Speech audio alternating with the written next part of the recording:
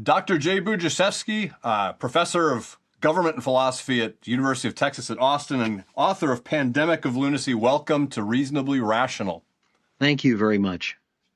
So glad to have you aboard. Now, in full disclosure for our viewers here, we had the pleasure of speaking with you, Becky and I, on the Catholic Conversation podcast previously. So we've greased the wheels for this conversation a bit, which means I expect this to be absolutely gold standard stuff from the minute we both open our mouths. So we'll see if we can clear that high bar that I've set. But first of all, I do want to just begin, since this is your first time on the podcast, giving you a chance to just introduce yourself briefly. Give kind of the Cliff's Notes autobiography of who you are and how you ended up where you are and doing what you're doing. And if you want to tie that to the genesis of the Pandemic of Lunacy project, feel free. Okay. I teach at the University of Texas. This is actually my last semester. I'm retiring, although I expect to continue writing and speaking and things. But at the end of the semester, I'll be gone. I've been there for 45 years. I came there from Yale University in 1981.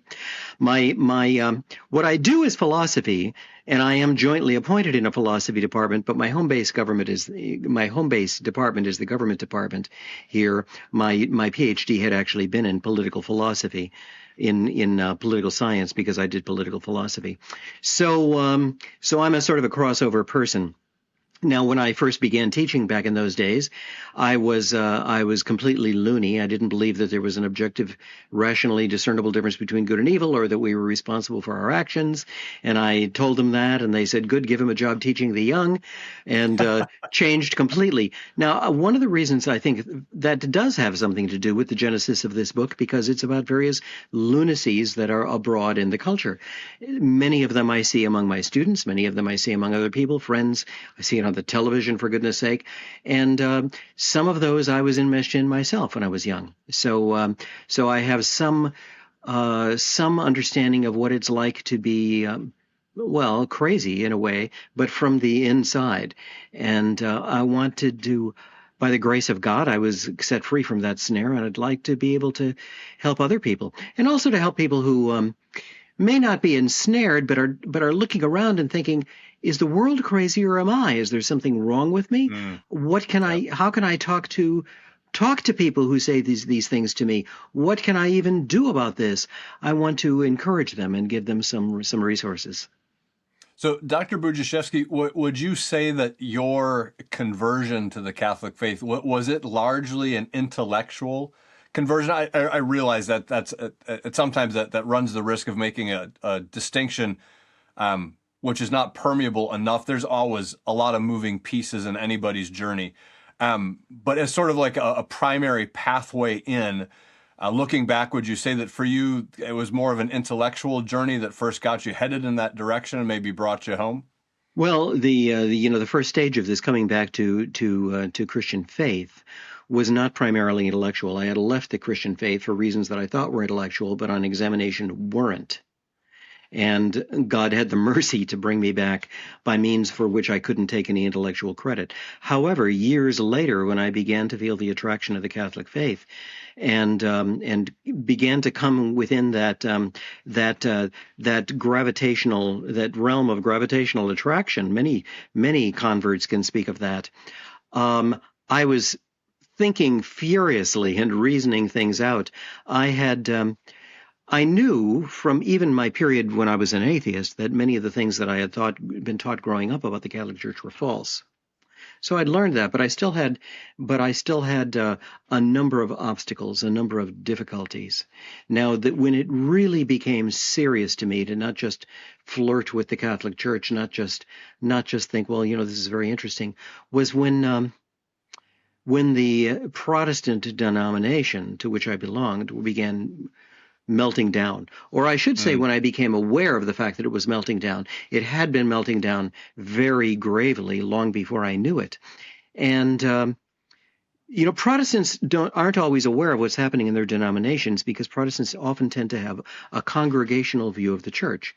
They think the local congregation, this is it. And so what may be happening in the broader community to which they belong, they may be oblivious to. We weren't quite oblivious, but it did take us a while to catch on. Now, I believed Christ when he said that he would not allow the gates of hell to prevail against his church. Well, they sure looked like they were prevailing here. It Mm-hmm. seemed to follow that this was not really the church. What was? And I had to rethink my whole ecclesiology, my whole understanding of what the church was. You know, you think about passages bearing on that in the New Testament, and you think what actually makes sense here, what is logical. And the first thing I realized was that well, whoever it is, this is biblical. This tallies on what Jesus said. This tallies on what Paul said. The first thing is it's going to have authority. It's going to have the authority to teach and claim that authority. And Protestant denominations really don't. Even so-called magisterial Protestant denominations, which have creeds, well, it's all a matter of this is what this is what we think. And if you don't think that, then you just join a different Protestant denomination. Right. But the church claims to teach with authority. Now, for many converts, the issue of authority is the last hurdle to get over. But because of this, for me, it was the first hurdle to get over. And that changed everything because it meant, well, wait, if there aren't any other plausible candidates for the true Church of Jesus Christ than this one, then I'll know all those things where I still can't see this Catholic doctrine or that Catholic doctrine being right. Maybe the problem is with me. What that did was it converted my objections, can't be Catholic because the Catholics are wrong about this, into obstacles. This still looks wrong to me, but I don't see how. I've got to investigate this further. And eventually those obstacles were cleared, and I thought it was true, and then just had to take a deep breath. I have to tell you, when I say take a deep breath, I really meant it. I still had not shed all of the old prejudices from my Protestant upbringing, and thought, you go into the Catholic Church, and you're not surrounded by people greeting you when you walk into a Protestant church. It's because Catholics think we're here to worship. We do the fellowship in the ministries, and we do the fellowship when we're having breakfast afterward, and we do the fellowship. But here we're here to worship. And that was a sort of an obstacle, not exactly. It wasn't a reason not to become Catholic, but I thought, well, I'm going to lose some things. There's going to be less scripture. Maybe there's going to be less Jesus. Oh, well, that was naive. There was more prayer, more scripture, more Jesus than it was just coming out of my ears. I had no idea how much more immersed I was in that than I ever had been as a Protestant. I hope I didn't tell this story on the other podcast that you did with me too. But while we were still in RCIA, while we were still coming into the church, it did feel a little chilly. The people weren't greeting you all the time. But a friend out on the sidewalk after Mass said to us, I want you to meet my friend. She's wanted to meet you. Well, okay. And she came up to me and my wife, and she said, she was a very enthusiastic sort of person. Oh, I've been wanting to meet you for such a long time. I've been seeing you come here to Mass with us for 6 weeks. And I wanted to introduce myself, but I was afraid of scaring you away. Oh. Now, this was a mode of friendliness that said, first, give them room. First, let them get used to the Mass. First, let them meet Jesus there. Then talk to them. I had never encountered that. It was like I sometimes use this example. It was as though I'd gone to, I'm told, I don't know if it's true, that in ancient China, if you wanted to express gratitude for the meal, you'd throw the chicken bones over your shoulder and belch loudly. And it was like being in a culture there. It was obvious in that culture, that's obviously an expression of gratitude, but it sure isn't the way we do it. This was an expression of warmth and the desire to integrate me into the community. But she went about it in the way that was opposite to what I was used to. So that took some getting used to, and there were objections, there were obstacles. We did think our way in, but we also had to learn the culture. By the time we were in RCIA, we knew Catholic doctrine pretty darn well. We really understood this well, but we wanted, and perhaps if we'd said, could we have private instruction or something, the priest would have said yes. But we wanted to do this because we wanted to learn Catholic culture. We wanted to learn how Catholics, how do they talk to each other? How do they socialize with each other? How do they have, I don't mean Holy Communion, how do they commune with each other? Mm-hmm. So that was And that was not purely intellectual, but my intellect said do it. Yeah, that's an interesting. I love that observation about having accepted authority, the objections became obstacles, Yeah. which are two very different things. That's a great way of putting that. Um, And then as a later on, when the obstacles themselves dropped away, when I said, all right, I think that this is the truth. Mhm. Now there are always going to be other little things that your mind is uncomfortable with, but it meant that you were able to approach them from a different direction now and resolve them so Right. much more easily. Yeah, yeah, yeah, Yeah. Okay, yeah, I'm sorry, yeah. I'm talking too That's much. beautiful. That's beautiful. So, Dr. B, as you came into the church, then, as someone who's a professor of government and philosophy, were there particular Catholic thinkers that resonated with you? Now, I'm aware of your website, so I'm guessing I can probably get at least one of the list right. But you'll have to tell the viewers what your website is, as Yes. maybe an introduction to a few of the thinkers that may have helped you with the obstacles and the entrance. Viewers, he's saying that because the title of my website, the name of my website is The Underground Thomist, Thomas Aquinas.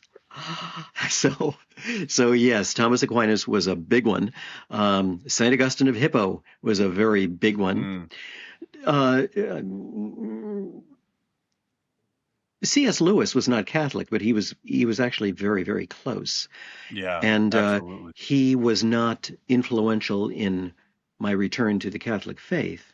But I've always thought that he had interesting things to say, and he was instrumental in my return to Christianity at all, in any form. Um, I discovered or rediscovered John Henry Cardinal Newman, Oh yeah. Saint John Henry Newman. We now say the Dante had been wonderful. Mm, People think, oh, but it's so horrible, all that stuff in Inferno, which is the only thing, part of the comedy most people read. You know, right. all these people are being tortured in hell. Well, yes, but when he was at the very center of hell and getting ready to go through the center of the earth and climb through the earth and come out at the other side in purgatory, he was describing the souls frozen there, and I thought they were describing me. Mm, So, wow. Dante had a lot of influence, and I continued to love these after I'd become returned to a Protestantism. Um, and I've continued to learn from all of them. Thomas Aquinas is my patron, and I'm very glad for that assistance, and have had the pleasure of introducing a couple of generations of students to him. Yeah, that's a good guy to have in your corner, and that's marvelous that you're able to introduce students to him as well. I'm sure that has borne fruit for a lot of them. So, all right, this pandemic of lunacy that we're up against here, Dr. Bujashevsky. Time to look it squarely in the eye and take it on. Enough of the duck and cover and run away and hide and hope things get better magically. Ideas have consequences. You know that, I know that, and we're living in a culture, as everyone has through all of human history, that's fundamentally formed by the ideas by which it operates, whether consciously embracing them or sort of letting them run in the background like an algorithm or a software program. Let's begin deprogramming the culture that we live in here. First of all, I love the title and the cover. By the way, I'm gonna hold up a copy here. This is the I don't know if I can hold it close enough for people to actually pick up. So you've got like these little COVID looking obviously viruses floating around, but each of them has a particular ism written on it. So there's nihilism and utopianism and transhumanism, etc. Talk about the title a little bit. I just enjoy the fact that's the title you gave it, and then they did a nice job with the cover art, kind of helping I thought they illustrate did the a point. great job with the cover. I loved the job that the artist did, and there was a lot of consultation and coordination about that. The publisher, Creed and Culture, is very, very professional. But leaving that aside, the title, I went round and round on titles by myself before submitting this book for publication, and also with my editor for weeks and weeks. We hit on this one because there is a pandemic of lunacy. It is like a disease spreading over the world, over the culture. It isn't just even Western culture anymore, and Mm. and it infects us. It is contagious. It is transmitted not body to body by viruses, but mind to mind by loony ideas.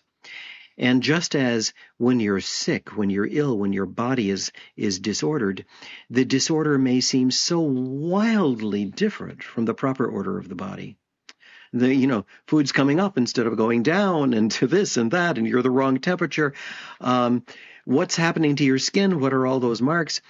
So also, when we are afflicted with these pandemic lunacies, our minds are disordered in ways that are hard to believe from the standpoint of even 50 years ago.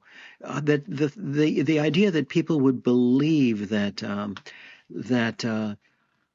there can be 95 sexes or genders, they say, or that each person can have his own reality, or that the purpose of government is to take care of all of our needs, or that everybody has his own right and wrong, or that there is no such thing as virtue. These are crazy ideas, and so they're obviously lunacies. And yes, they're pandemic. I thought we'd just been through a pandemic, and there was a risk that people would think that I was talking about that pandemic. Sometimes people say, was that what it's about?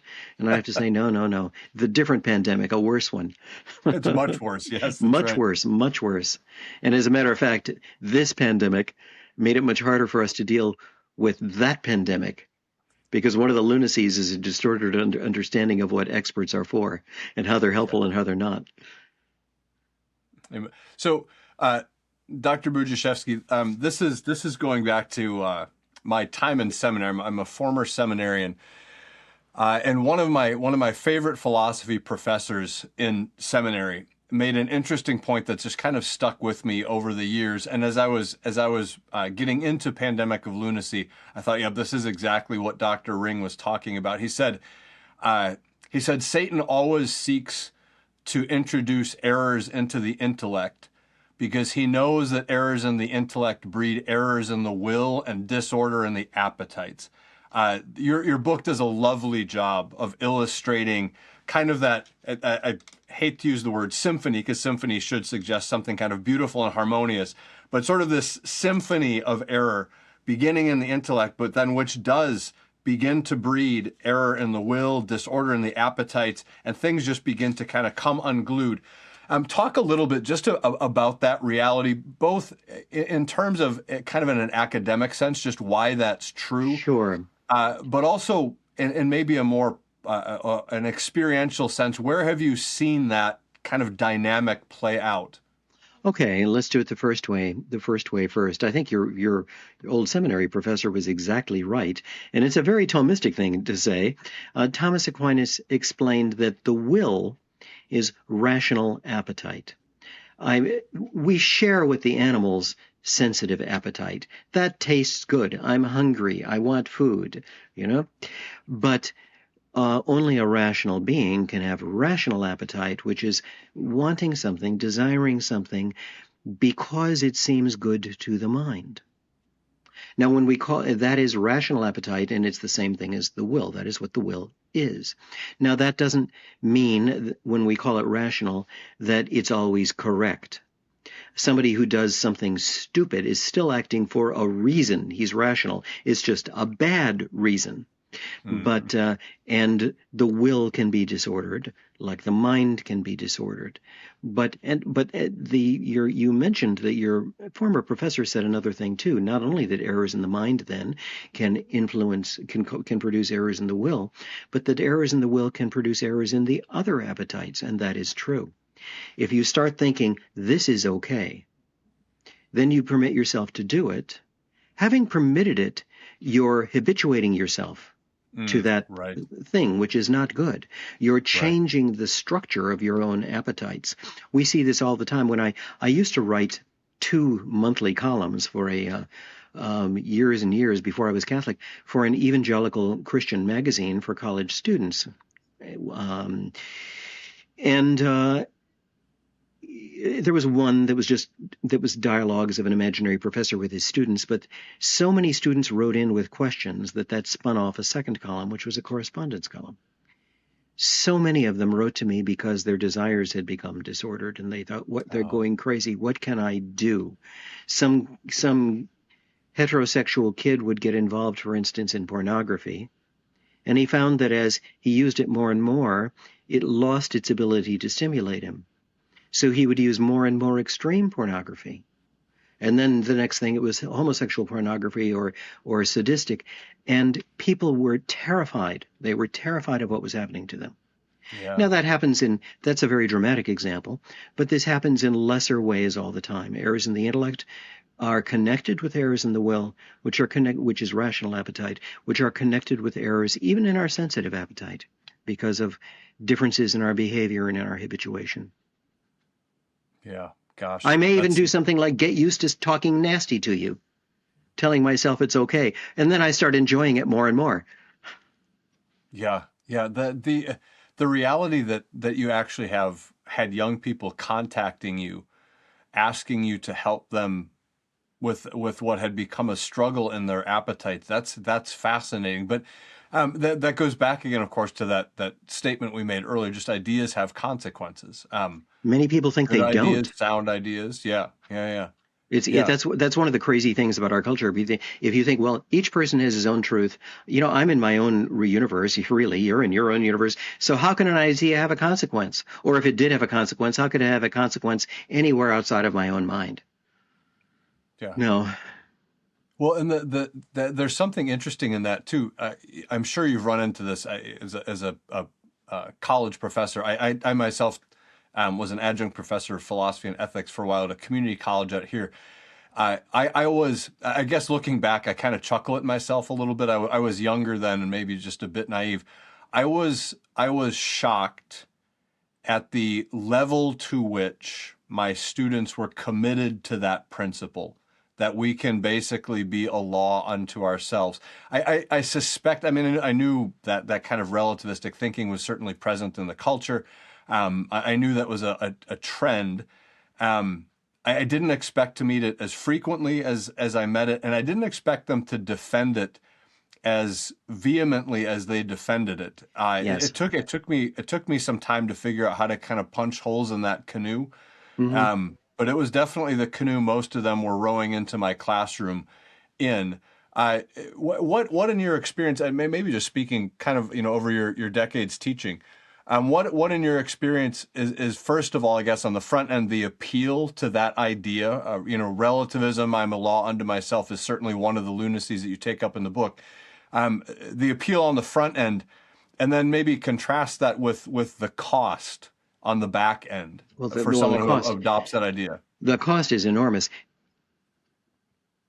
One of the reasons that people fall into that so easily, one of the reasons it's one of the craziest errors, but it is also one of the most popular, is because this is motivated error. Mm, People want to believe this error.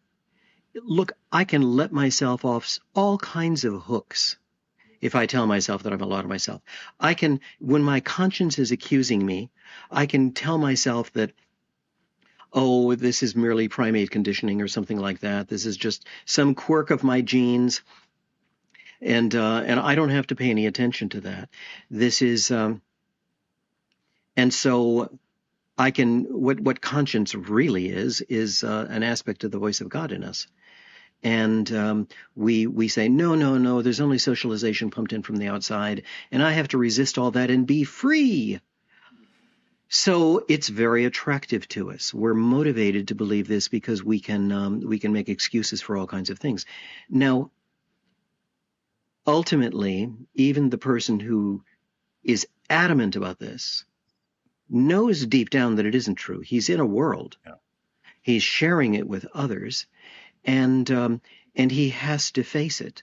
I used to try to when I met that kind of thing from students, I used to try to persuade them that no, you don't have your own reality.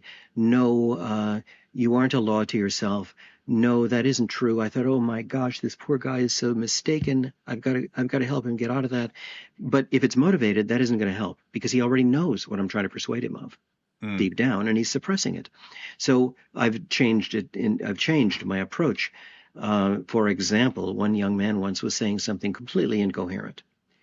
This was in a private conversation. It wasn't in the classroom, and I can't remember what it was. It might have been about morality, about God, about something else. And an incoherency, of course, as we know, it means more than just an inconsistency. An inconsistency is your nose is red, your nose is not red. An incoherency is if I say something like, now listen to me very carefully. No one can, I want you to understand this. No one can possibly recover the meaning of another speaker. If that's true, then my request that you understand me, of course, is nonsense. I've undermined myself. Well, he'd said something incoherent in that sense, and I said, do you realize you've just said something incoherent? Well, this was here in Texas, and Texas young people are not always. Sometimes they're snarky, like in other places, but they tend to be rather respectful. And he said, he didn't just say, "Get out of here, you." He said, "I did. How was I incoherent?" And I explained it to him, and he said, "Huh. I guess I was incoherent, but that's okay.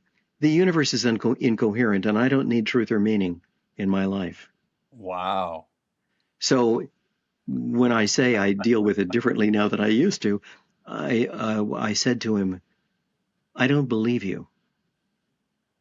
You know as well as I do that the longing for meaning and coherency is deep set in every created intellect, yours as well as mine.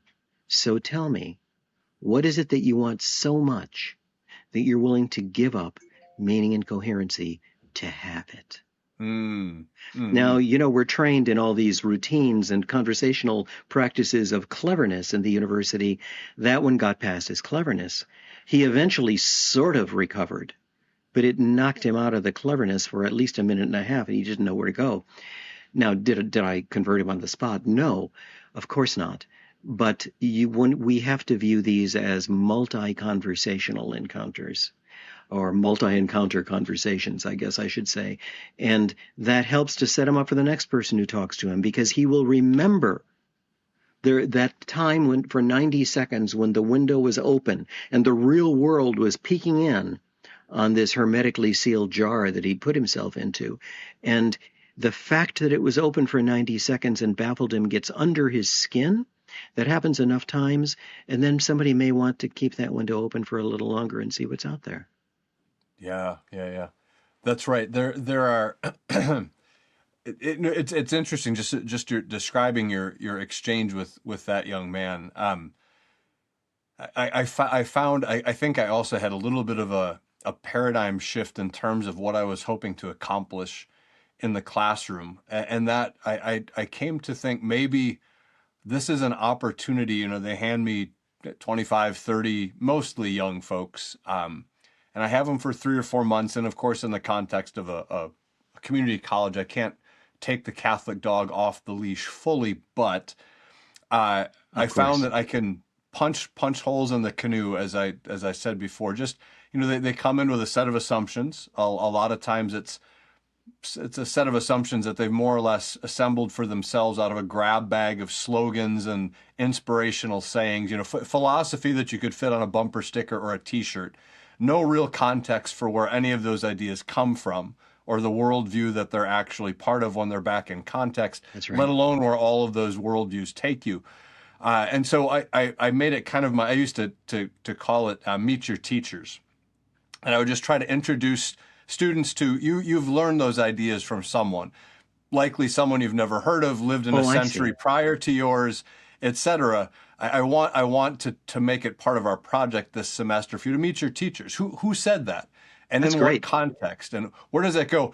I say that simply to say this. I think that tactic that you used is beautiful, because the boldness of it also was something that shook that young man to have a professor respond to his cover, which is, well, the universe is incoherent anyway. What does it matter? I don't believe you. I don't think you actually believe that. Yeah.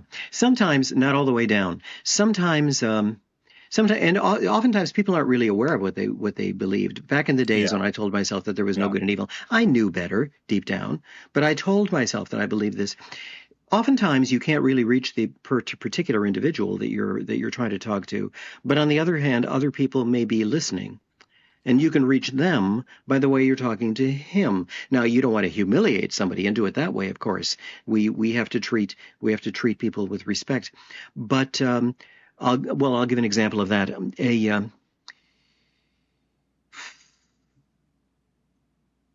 I was teaching a course on the writings of the American founders, the Federalist Papers, that sort of thing.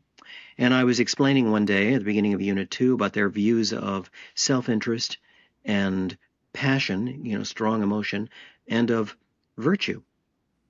The idea of virtue was the hardest one for the students to get their minds around, but they did. And then we talked about passion. Passion is used as a plus word, as a favorable word today. People think, oh, he's passionate about it. Most people through most of history have thought passion means you're not thinking straight anymore. You're just all excited. And that was the framers' view. And I said they tried to keep passion from infecting politics. I said, give me an example of a passionate issue, of an issue that arouses passion in politics. Well, this was an 8 o'clock class. I finally figured out that I shouldn't teach my classes at 8 o'clock because they're all half asleep. And they were all going, oh. And I say, I gave up. I said, do you want me to suggest an issue in politics that arouses passion? Yeah, I said, well, this was years ago, Congress is debating partial birth abortion. They all went, I said, do you know what partial birth abortion is? No. Anybody know? No. I said, do you want me to define it for you? Yes. So I thought for a moment, because I wanted to give an explanation of the procedure that was only one sentence and that was not ethically loaded, that just described what was done. And I did it. And a woman, I think an older woman, I think she was a returning student perhaps, about maybe in her early 30s, at the side of the room starts screaming at the top of her lungs. Oh, boy. When I explained what partial birth abortion was. And at first, I didn't even realize that her scream was articulate. There were words in it. But I listened, and there were words. And she was screaming that it's only done to save the mother, to save the mother's life. And wow. I said, well, one person did give testimony before Congress, and he did make that claim. But he afterward admitted that he'd perjured himself. And she started screaming even louder. Well, you can put that to use. I wasn't going to be able to reach her. But I turned to the class, she's still screaming, and I said, now you see why the framers were concerned about passion in politics. Right. She turned off like a faucet. She shut right up. And my TAs were saying afterward, did you rehearse that with her? She was a plant. So, a young man got very angry with me in class once, and I said, he was angry in the polite way that a young Texas male will be. And I said, you seem to be angry. And he said, yes, I am. And I said, why are you angry? He said, because I disagree with you. And I said, well, I disagree with you, and I'm not angry with you, so that couldn't be the reason. What is it about your disagreement that makes you angry?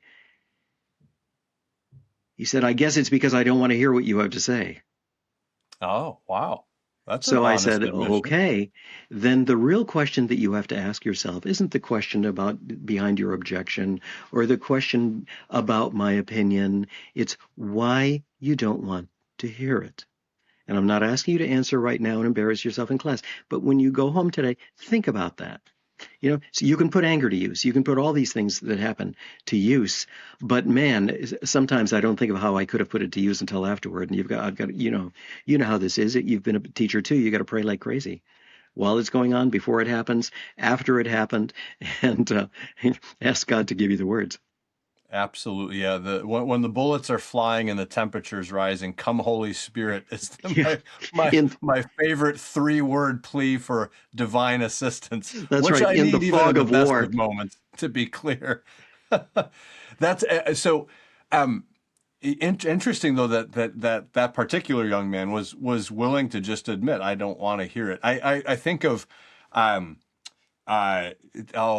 name. Oh, Thomas Nagel, philosopher. I think he was at New York University. Wrote just a fascinating book called Mind and Cosmos, in which he essentially says, listen, given the fact that there are conscious, let alone rational, but even just conscious creatures, in the universe, a purely materialistic account of things is just not going to cut it.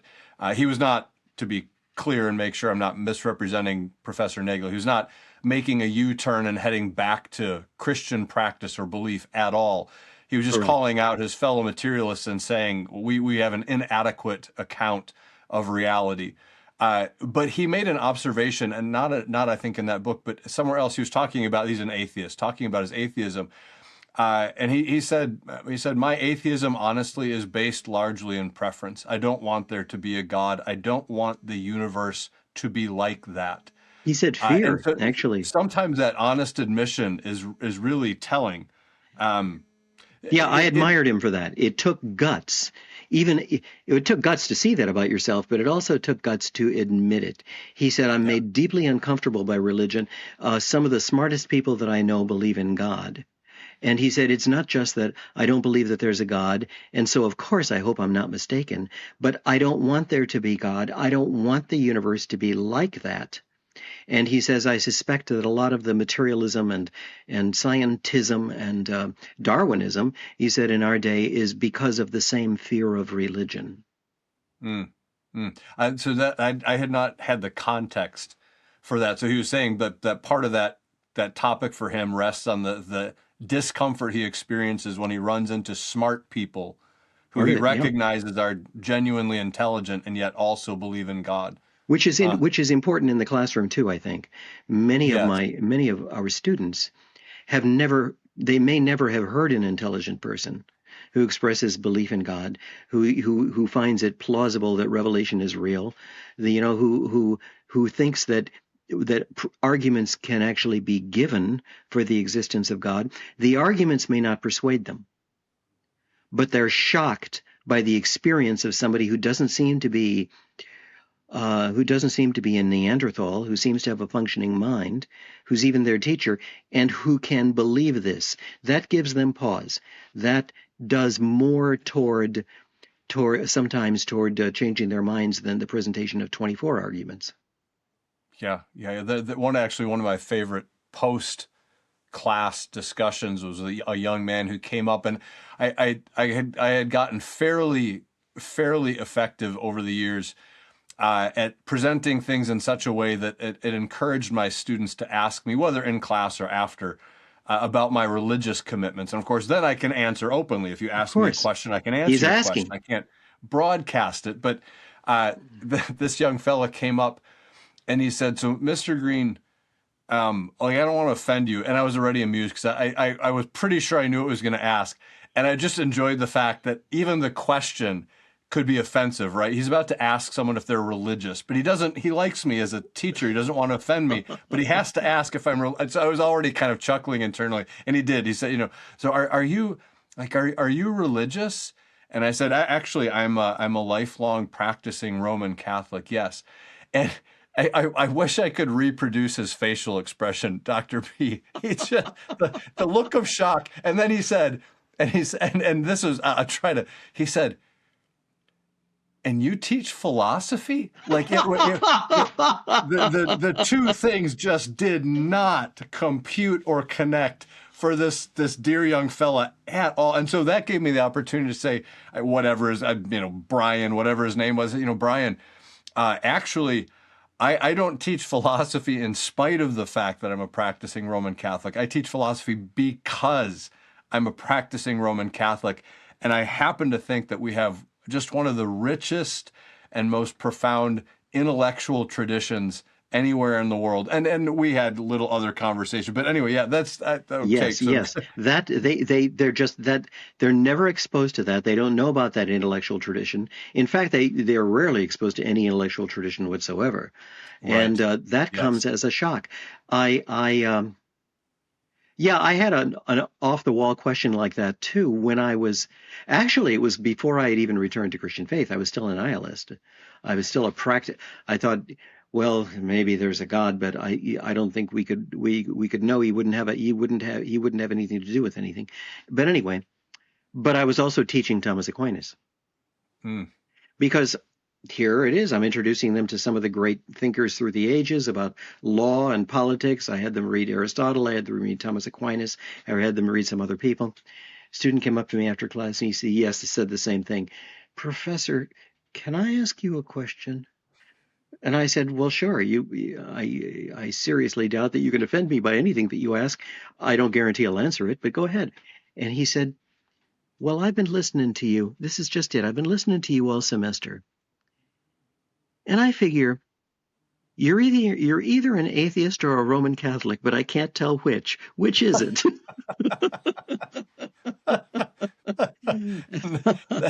And I thought about that a lot in those wilderness years. I think that my trek to Catholicism had happened a lot earlier than I knew. That's a great anecdote, especially the fact that those were the two possible options. I used It's to I no used to others. tell Yeah, I used to tell students that my two favorite philosophers were Thomas Aquinas and Friedrich Nietzsche. And of course, most of them, if they have even the slightest idea of anything about the history of philosophy, that's another, and I said that intentionally to try to induce wait, what? How on earth can you if you like one, there's no way you can like the other. But I said they were both kind of the culmination of an era, and both of them were profoundly honest. And so you can go to either one of them and get a great summary of where that kind of tradition of thought takes you ultimately. You were a nihilist. For a viewer who maybe is not familiar with that term, what is nihilism, and where do you see that in culture right now? This is one. So in reading Pandemic of Lunacy, first of all, just enjoying the book thoroughly, but there are some of these lunacies that I think are fairly obvious. They're fairly easy to spot, and maybe some folks it helps to read a book like yours. You kind of put a name to it, and they're like, oh, that's what that's called. Yeah, I've noticed that. But then there are some others that I think are much more subtle.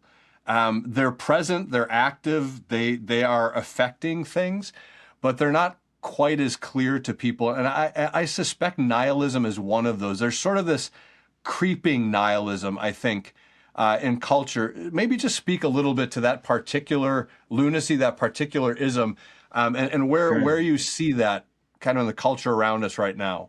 Yeah, well, nihilism takes more than one form, but the root of the word is, the nihil is nothing. You think there's no God, there's a nothing. There's no first cause of the universe, there's nothing. There's no meaning behind things, there's nothing. This is why we say existentialism, for example, was a nihilistic philosophy. It Mm. didn't think that you couldn't discover the truth. In a certain sense, there wasn't even any of that. There was nothing. It was only things that we invent and say that we believe. Nietzsche had said that that rationality was only a form of thought that we were unable to escape. In Mm. other words, Mhm. it had no validity in itself. There was nothing. And Nietzsche and I. So I believed that. I believed that there was nothing behind moral judgment anymore because there was no rationally discernible basis for judging good and evil. There was I was not there was nothing when it came to my personal responsibility. I had no free will. I was just a process. What that really meant was that there was nothing with regard to what I was. I was not a person. I was just something going on that at one point wasn't going on. It will be going on differently in the next 10 minutes and will eventually stop going on. And I believe that there was no God, obviously, no foundation for anything. And now there are pop culture nihilism doesn't usually go altogether that far, although all the premises are accepted, and various people will take it to different distances. The ones who take it the furthest often end up committing suicide. I can remember back in was it the 80s, my students were talking about Kurt Cobain, the grunge musician Oh, who committed yeah, suicide. He yeah. had nihilistic lyrics. Um, Many will, but there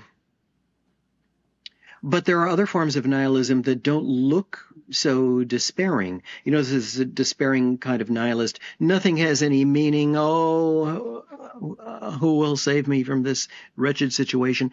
There's the pop nihilist who says, "Hey, nothing has any meaning. That's cool." and let's have fun with that. That's the kind of thing you saw in the old Jerry Seinfeld show. They say, everything is meaningless. Where do you want to go to lunch? Right. Right. And then there's the macho type of nihilist. I imbibed a lot of that part, who says the universe is meaningless and that's horrible and awful, but I'm one of the tough ones who can see the vacuum at the heart of the universe and still live. You walk in the Rocky Heights. Nietzsche said this. He talked like this. You walk in the Rocky Heights where the air is cold and thin, and but you live. and but if there's nothing, why should you live? I think it was Nagel again, whom we mentioned, who wrote the famous article on absurdity. And he ends that, if everything is absurd, it doesn't really matter because we can still try to live our own lives with courage and dignity and so forth. Well, if everything is absurd, why bother being courageous? Why not face the absurdity in despair? Why not just giggle yourself to death? No response is any more noble than any other. But you see, pop culture nihilism has gone so far that when I was doing the research for the book, I came across people who on social media who would quote Nagel's statement and say, that is the most inspiring thing that I have ever read. If they really understand, they should see that it is the most depressing thing that they're likely to read, and that it is the most incoherent thing, because unlike the other moment of honesty, which we talked about from Nagel, here he was not facing his own view. So there are all these versions. There's even some of the contemporary cultures. I can remember heroin chic is gone now. But I still remember heroin chic, when young women would try to make their flesh look like dead flesh, or their eyes look like the eyes of heroin addicts, and paint their fingernails the colors of bodies that had been decomposing for a couple of days. And this was, now why? People would say, because it's cool. Or because I think it's pretty. But why would you on earth would you think this was cool or this is pretty? Because you've already bought into into forms of nihilism. And so you're right. It's sometimes hard to recognize. They think they're just having fun. But it's like the fun of somebody who's skating on thin ice and there's just an infinite abyss under their feet. There's something in that whole. I had forgotten about the term heroin chic, but something that just has caught my eye. And we see it in a million different ways all over culture, big and little ways.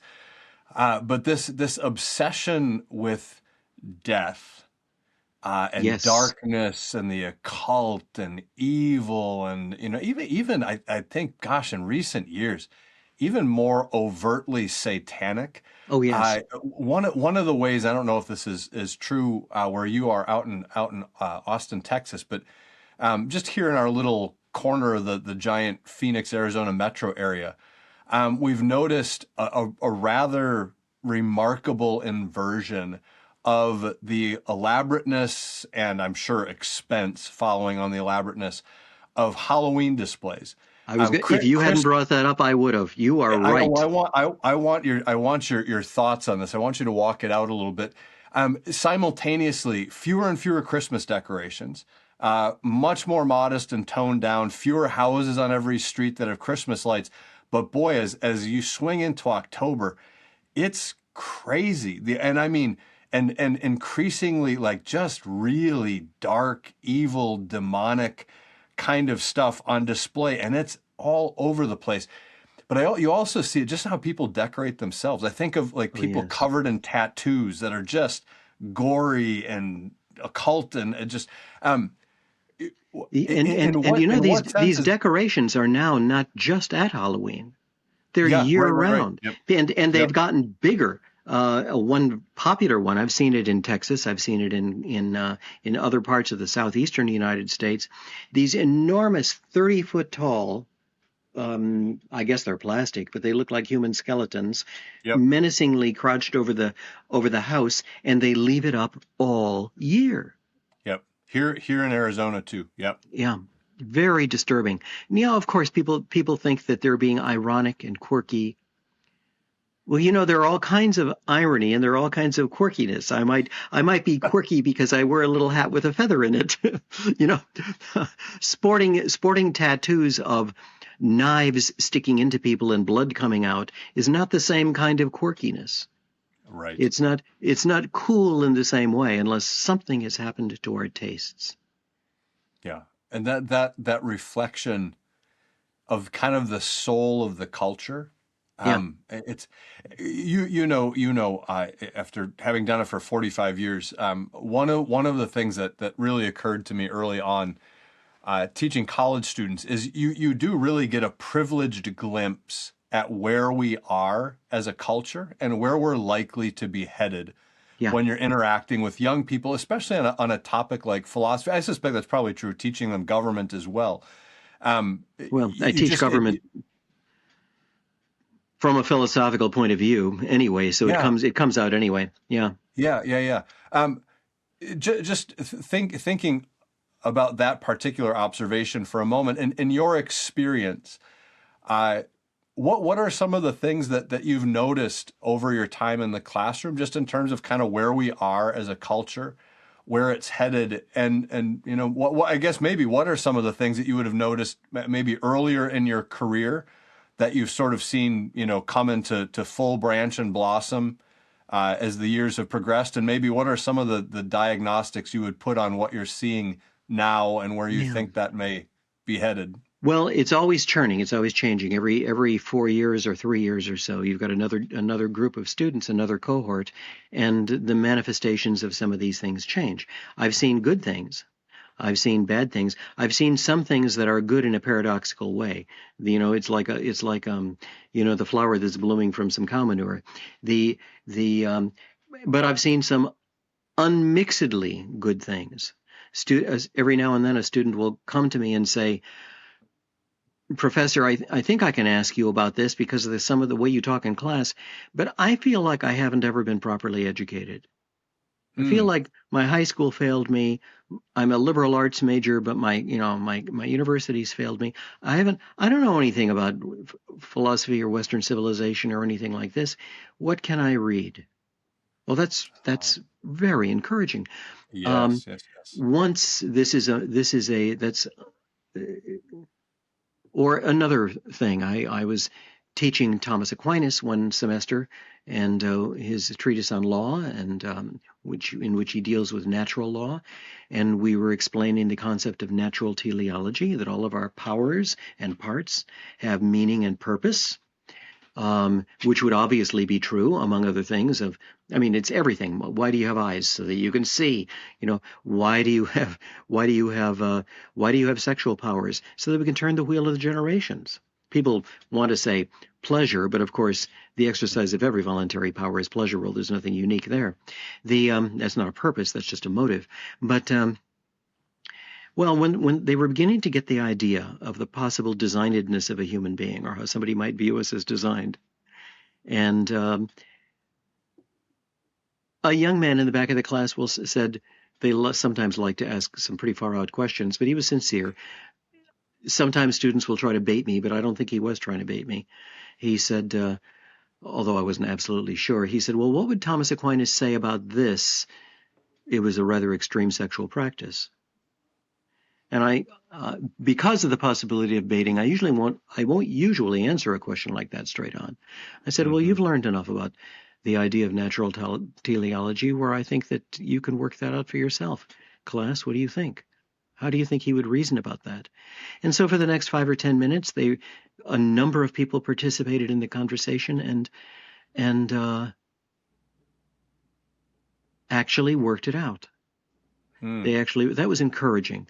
Now, on the Yeah, other yeah, hand, a yeah. young woman in the front of the class starts crying because she says that this is judgmental, although we hadn't judged anybody, and that was not good. But after another class of that kind, a guy came up to me after class. He said, he said, I really liked that. He said, all my life people have told me that sexual norms, sexual rules, that they're all arbitrary taboos, that they have no rational basis at all. I never heard before that there might be a rational basis for them. So that was great. Okay, good. But then again, the mixedly, I in a class in which I hadn't intended the talk of sex to come up, Plato came up. Well, whenever Plato comes up, sex doesn't usually take long to come up because Plato is very interested in that, in eros, and so somebody said something about the sexual revolution. And I said, again, I didn't want the students to feel like I was dumping on them or saying you bad people. And I said, I have a lot of compassion for your generation because my generation invented the sexual revolution, but I feel like your generation is having to pay the price. Largely. Yeah, We escaped, not all of that, but some of that. And a student said, I know exactly what you mean. He said, more than anything, and this is a hookup culture they're in. He says, more than anything, I want to meet a woman and fall in love with her and love her and marry her and be faithful to her forever. But then he said, but I don't think it's possible. See, it turns out his own parents had divorced. He admired them in a sort of a paradoxical way because he did admire them because he was honoring his parents. He didn't want to believe that they'd done the wrong thing or that they could have done better. So how could he do better? Now, do you call that a good thing or a bad thing? At least there was recognition that something is disordered. But there was no hope. Yeah. So I've seen all of that. I saw them go through an ultra liberal phase when I started teaching. Then there was Reagan, and a lot of the students turned conservative, and then they started going left again. And I've seen them when the big issue that made everybody mad was abortion, and then it was homosexuality, and now it's Israel. Oh, sure. Oh, yeah. A young woman yelled at me because I said that what Hamas had done on October 7th was a violation of the discrimination principle. You can't possibly call it an act of justice to deliberately take innocent human life. And she was yelling and saying I was a liar and that the Jews deserved it. Yes, they deserved to have their babies bayoneted. They deserved their women to be raped. How can you deserve that? But this is, fortunately, again, everything's useful. She shocked even the rest of the class. Yeah. And it gave them, and that shock made them remember the lesson about the discrimination principle more thoroughly than they otherwise would have. Yeah, that's true. That's true. It illustrating the point in a rather dramatic way. Oh, wow. So, Professor Budziszewski, in the book, one of your sections talks about some political lunacies, and you're a professor of government as well. What are maybe one or two of the political lunacies that you see as being particularly pernicious in our time, and what? One of the things that fascinates me about politics, just speaking generally, but really, like political philosophy, thinking deeply about politics and the structure of government and the role of all the above, et cetera, its interaction with its citizens. A political philosophy, of course, is going to have different application depending on which political system you're living under. Sure. So, we here are a democracy and a republic and the founding ideas of the fathers, et cetera, et cetera. So I'm interested to have you speak to that question, just kind of from a United States of America point of view. But if there in the book, you also highlight just some maybe broader or even more fundamental lunacies that are possible in politics that I think actually do transcend even just, our particular version here. Sure. Pick a few of those for us. Okay, a few of them. One, just rattling them off. One is that the purpose of government is to take care of all of our needs. Government does have a job to do, but it shouldn't be trying to do those things that we can do without government. It should do those things that only government can do.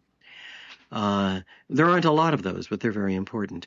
There's the idea that there's no such thing as the common good. Again, it was a course I used to teach. I taught it for 30 years or so on the American founders and what they were writing, and I was talking about their views of the common good.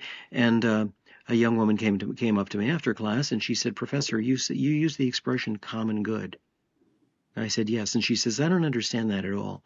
And I explained it again. I'd explained it in class, but I went through it again. And I had to explain it to her several times. She still didn't get it. And she said, "I'm finding this very, very difficult because every teacher that I've ever had has said that politics is all about self-interest. That there's no such thing as the public interest or the common good." Or by implication that there was no such thing as that. They never even used the expression. Now that's really poisonous, isn't it? And very, very damaging.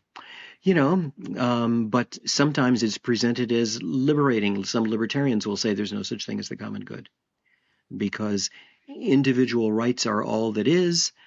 They aren't necessarily connected with duties or natural goods. And I'm looking out for number one. There's a grain of truth in this. Mm-hmm. The society is not a mega person of which I'm just a finger. If that's what you mean by the common good, no. But we can share in certain goods in a very real way. What else? There's the idea, even among people who do believe that there's some kind of common good. There are things that are good for all of us anyway. People will say we can have the common good without virtue. You asked about the United States. The founders of the Republic thought that a republic was one of the hardest forms of government to sustain because you had to have citizens that had enough virtue to elect virtuous, wise representatives. You had to have citizens who had enough virtue to have a conception of the common good and place that even above their own private interest. And if you didn't have that, you were just going to go right down the tubes. It's curious when I explain that to my students. Most of them, this was a required early government course. Everybody had to take it. But some of them would really get intrigued. And they would say, "Professor, do you think we have enough virtue to maintain a republic?" It's a very good question. We ought to be asking that. Yes, it is. I want to ask you an American founders question, a little bit out of left field, because I don't think, if you address it specifically in the book, I haven't gotten to that chapter yet, but Sure. there's some debate, as you're no doubt aware. And I don't know if this is particularly in Catholic circles. It is in Catholic circles, or at least the folks that I've kind of paid a little bit of attention to on the question are mostly Catholics. But this divide over the question of why are things coming unglued in the United States of America? And one Yes. camp seems to be broadly of the opinion that, listen, the founding and the founding principles are sound, but we've drifted from the founding principles to the extent that now things are falling apart. And then there's another camp who's actually contending, no, there are actually flaws inherent in the founding principles, which, given enough time, that the are seeds going. Yeah, Mhm. that's right. The seeds of its own destruction are kind of sown. Right. I'd be interested in your. I don't have a dog in the fight, and I haven't paid close enough attention to have a strong opinion. Yeah. I've just been interested in the bandying back and forth from between those two camps. I'm interested to get your thoughts on it. Although I don't take that issue on head on, but somebody who's aware of that issue might be able to figure out between the lines what my take on it is. My view of this is probably going to get both sides in that fight angry. This is the way I see it. The American founders talked about virtue. Great. They talked about natural law. They talked about natural rights, but they understood it as being connected with natural law. They weren't just free-flowing, I do whatever I want things. They talked about all kinds of good stuff like that. Natural liberty. A 19th century Catholic thinker named Orestes Brownson, who was himself a convert, he argued at one point that he thought that the United States was ripe to become Catholic because he said all of those good things that they talked about were really from Catholic tradition, but they didn't understand that and often dissed Catholic tradition. They heaped scorn upon it. And so what we're going to have to either do in the future is either recover that and embrace it and say, now this is what that's going to mean, or else we're going to continue rejecting the foundations of it and it'll become more and more distorted. Now, something like that is happening. There's political philosophers and historians of political ideas often make a big deal about something that's called the quarrel between the ancients and the moderns, and there are some stereotypical exaggerated ways of putting this, like Aristotle thought that everybody had to have virtue. Well, he did think that there were things that you could do to maintain a stable government if not everybody was perfectly virtuous. That's an exaggeration.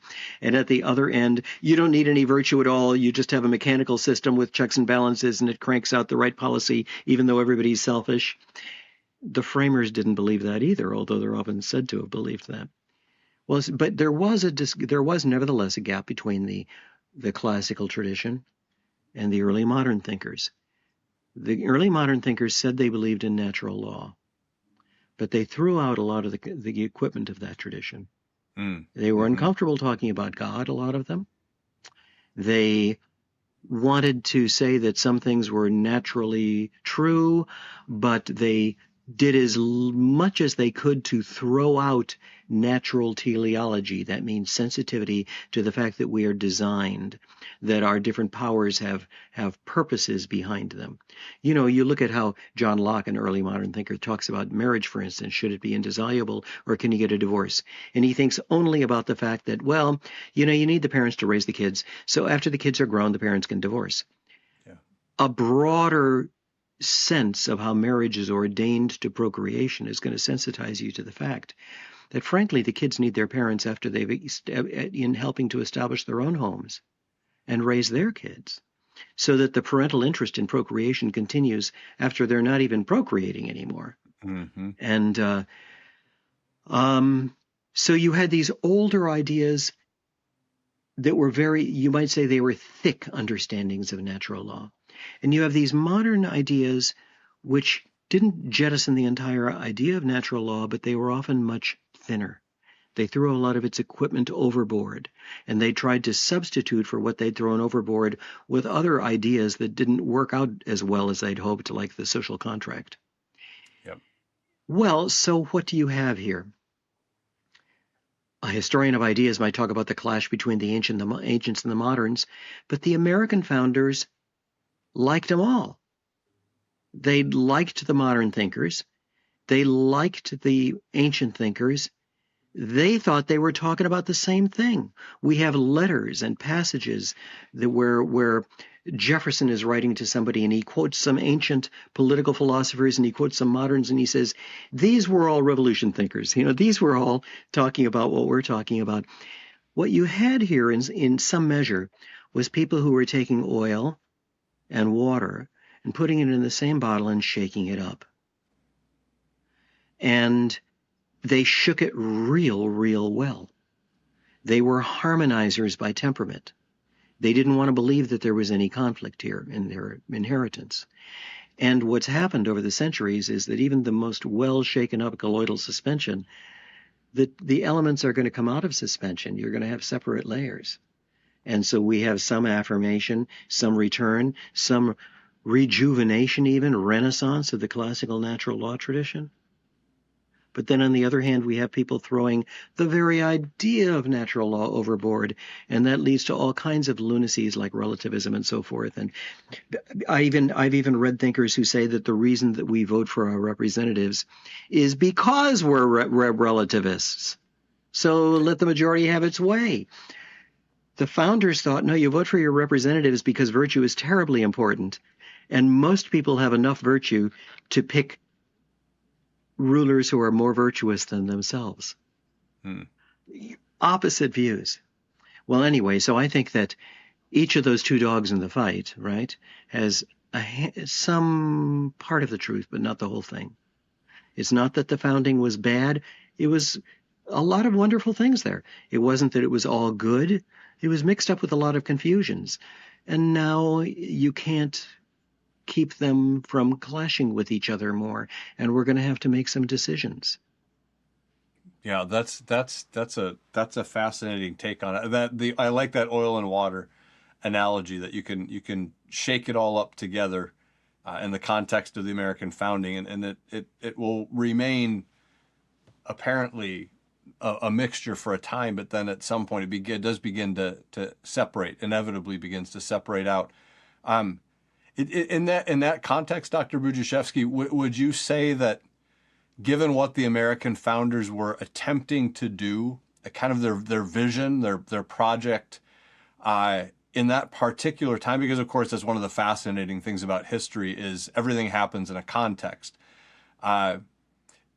Is their approach then maybe the only way that you could have attempted their particular project, their particular vision at that particular time?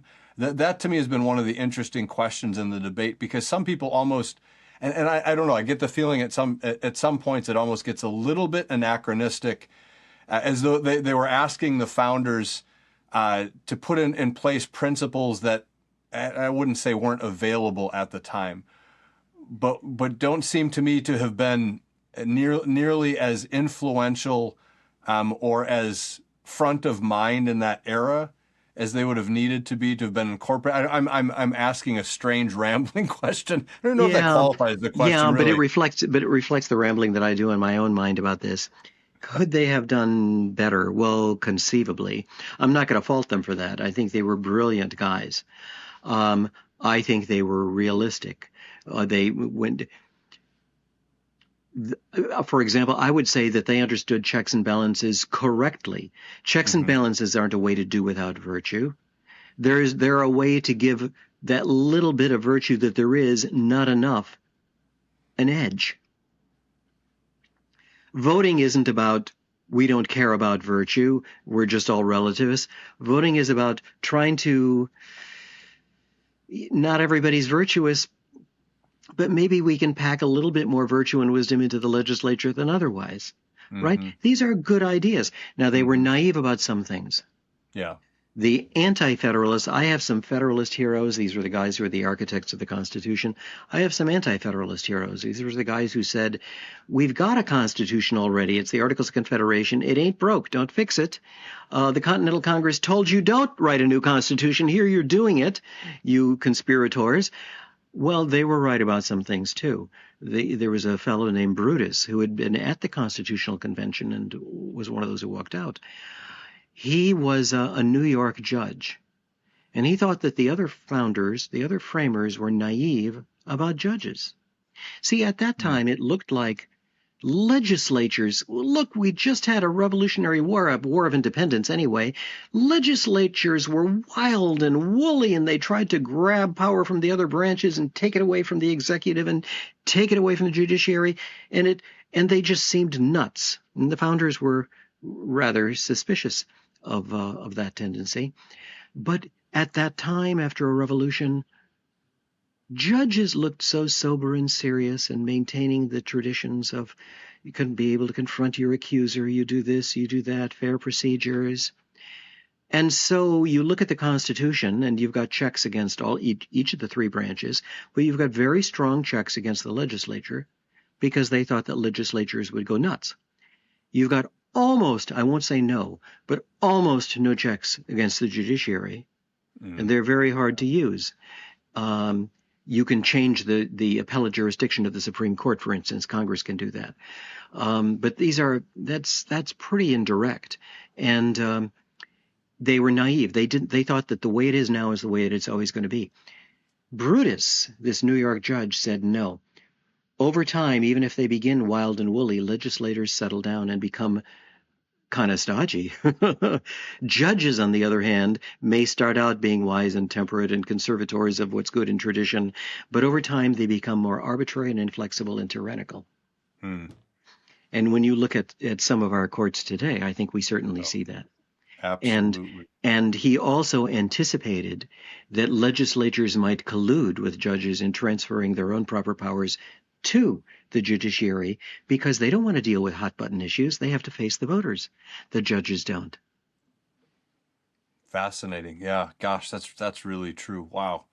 Yeah. I will admit, a pretty unfortunate ignorance of the anti-federalist position. I read excerpts, I'm sure, in maybe a high school or college class or two. But yeah, I've been increasingly made aware in recent years of how much there is there that's worth considering, especially as we see some real abuses and overreach, Yes. which are committed on Federalist principles. Now, Federalist principles probably amplified and twisted to some extent, but Oh, nonetheless, amplified and twisted. The Anti-Federalists were worried that the federal government would become too powerful. But even the Federalists who wanted it to be more powerful than it was under the Articles of Confederation, even the Federalists never dreamed that it was going to exercise the kinds of powers that it's exercising today. yeah, And I think that they would have been horrified, even Hamilton. So this is, we read our own views back. One historian who, to her credit, was one of the first to sort of rediscover the Anti-Federalists and say we should study them too, said, but they were men of little vision.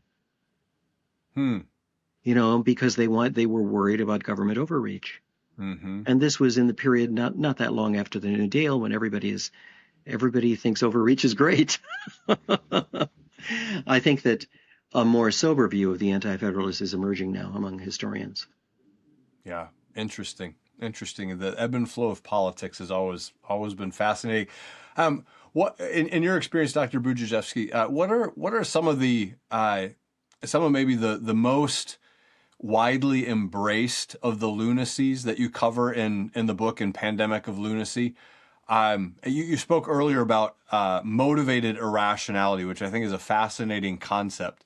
And one of the things I think is fascinating about the concept and the phrase itself is once you hear it and understand it, you see it everywhere. You say, Yes. "Oh yeah, oh gosh, and you see it in yourself, and then that's really disturbing." 100%. Yes, I was hoping to avoid that end of the conversation, but absolutely see it in myself. What just again in your experience and researching the book, but also teaching. What are some of the lunacies that are most embraced, and what do you see as perhaps the motivation for those particular brands of irrationality? Well, one very disturbing and very profound one, which is people swallow it with hardly realizing the implications of it, is that sometimes you just have to do the wrong thing. The end justifies the means. Sometimes it's a refusal to recognize that there is such a thing as an intrinsic evil, something that must not be done, no matter what the results. People think, but I have to make the results come out right. I say, no, you must not do evil so that good will result. Now, that's a principle of the natural law tradition. It's also a principle of Christianity. It's a principle of our Catholic faith. It's right there in the New Testament. St. Paul says that some people have been accusing him of taking that view, and he's scandalized. He says, no, not that.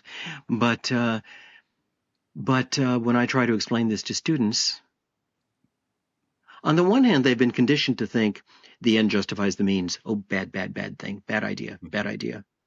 But then when you put it in another form, the doctrine of the ends justify the means is simply the idea that you may do evil so that good will result. And if you say, no, that's not true, then they say, but sometimes you have to. Yeah. Sometimes you have to. I'll say, well, all right, look, a guy is in the prison, in the little jail in the Old West town, and everybody wants to lynch him because they think he's guilty, and you're the sheriff, and you happen to know that he's innocent. You want him to be put to a fair trial, but a crowd of people is collected outside the prison. They're banging on the doors. They want you to open the doors and let him get out, and they're going to lynch him. And should you let them out? Should you let them have him? And my students will say, well, no, of course not. And I'll say, but on the other hand, there's a riot. Maybe some people will be killed in the riot. He's only one person. And but if you don't turn him over, then maybe 3 or 4 people will die. And besides which, they'll destroy the jailhouse and so forth. And then you ask them, now what do you think should be done? And a lot of them change their minds. And I say, you see, this is very hard to discipline ourselves this way. Many people who even accept the principle, accept in principle that you should never do wrong so that good will result. When push comes to shove, yes, but we had to bomb those non-combatants in World War II, or we wouldn't have won against the Nazis. Well, I think we could have won against the Nazis, but they will say, but we would suppose it had been true. You don't do it. Nagasaki and Hiroshima. Look, I'm glad we won against the Japanese. I'm very glad, but Hiroshima and Nagasaki were not military targets. These were population centers. This was to terrorize them. This is what terrorists do. It was not a great point in our history. It was a low point in our history. People will say, but and my students will be very disturbed if you say the bank robber says, or the thug, the Nazi guard says, this was an example a student gave me once. He said, I read of a case where the Nazi guard put a pistol in the hand of one of the prisoners. And he says, unless you shoot that other prisoner there, I'm going to shoot you and some other people besides. And so he had to do it. Otherwise, more people, he thinks that the ethical imperative here is keep as many people alive as possible. And I said, you must not do evil so that good will result. You must never deliberately take innocent human life. Those other people might have died, but now he's become a murderer because he was complicit. One of my graduate students once, we talked about the movie Sophie's Choice, in which the Nazi demands which of her children she'll give up. Yeah. And she doesn't want to give up either one. And finally she pushes the little girl forward. Take her, take her. And one of my graduate students said, she did the right thing, because otherwise he would have taken them both. And her conscience was just a scruple that she should have been willing to sacrifice for the greater good. Now, this is hard. This is hard for people. And it's one of the reasons, there's one of the indirect ways in which faith in God makes a difference. If you believe in a God who is provident and who really is ultimately in charge, you don't have to make the results come out right, because he will. That's right. He will wipe the tear from every eye. He doesn't have to play God, because he is God. If you don't believe in him, you're constantly going to be tempted to think that you have to play God yourself. So that's a big one. Yeah. Now, another, I think we'd take a huge step back in the renovation of our culture if we just understood what that means and forswore the idea that we may do evil so that good will result.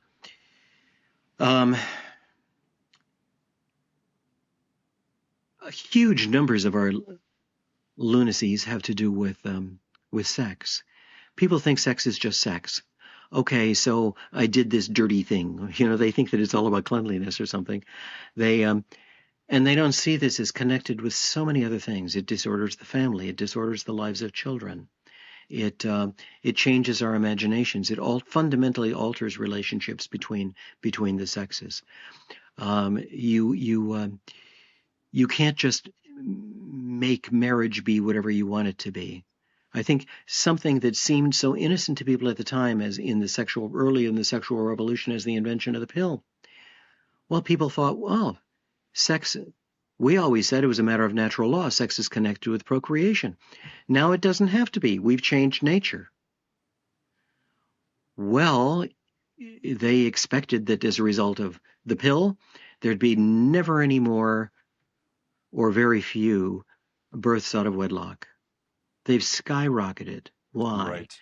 Yeah. Even the attempt to escape the consequences of something has consequences. And I talk about that in the book. So, but there are others. And then there's the idea of the lunacies about God that I discuss. Perhaps the most seductive is the one who says, well, I don't know, maybe there's a God, but I'm not an atheist. I'm not an agnostic. I'm an apatheist, as one writer put it. I just don't care. Now, how loony can that be? That which is by definition the most important thing that is, his existence doesn't matter. Doesn't matter whether he is or isn't. I think that's a hard one, but it's the hardest. To be apathetic about God, by the way, Freud talked about how you have to do all this crazy stuff to yourself. He thought to suppress your sexual libido.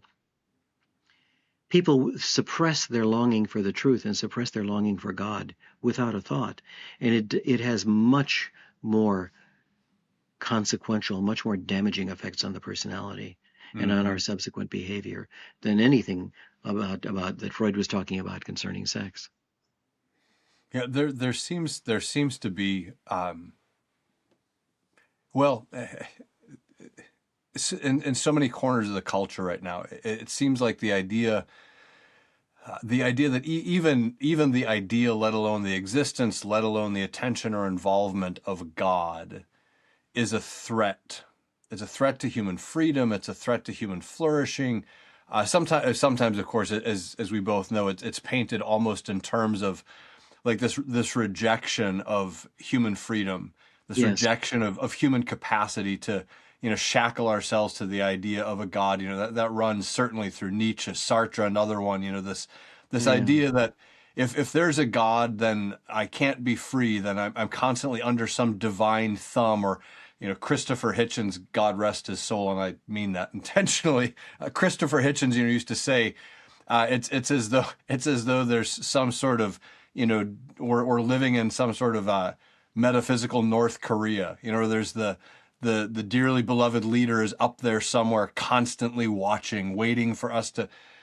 I where do you see the effects of that misconception about God, that he's a Yeah. competitor, that he's a threat, that if we want human beings to flourish, we need to grow up, throw off that old, outdated, outmoded idea, you know, grasp the human future with our own human hands and start building it. Because of course, that flows into another one of your lunacies, the whole utopianism thing. Yeah. What's kind of the connection there, and where Well, do you see the damage from those kind of twin ideas?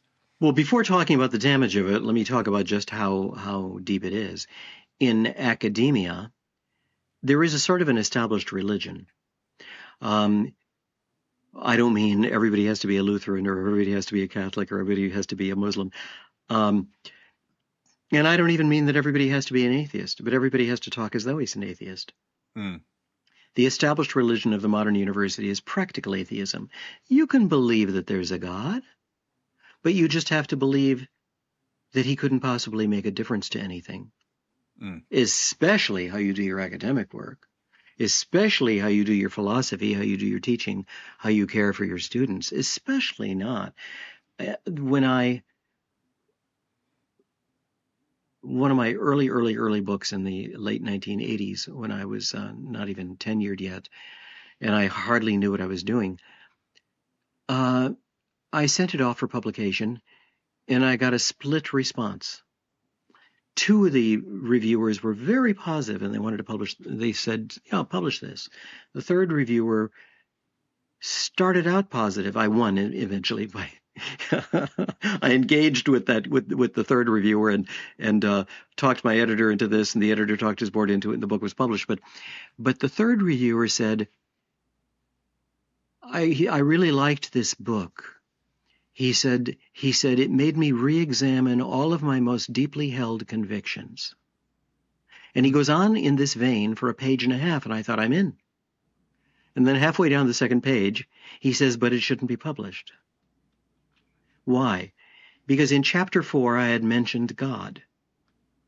Oh, goodness. And he said, God does not belong in political theory. And he started talking about the massacre of the Huguenots as though it was my fault. Obviously, he thought people who believe in God are haters.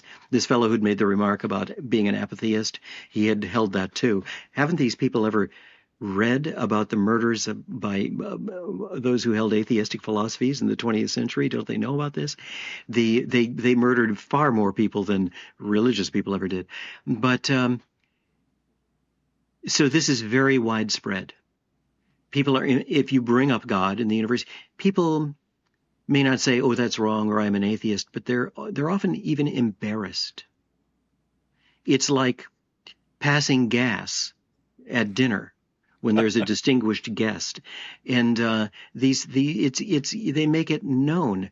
And it does play a role in promotion, tenuring, and all that kind of thing. Anyway, freedom.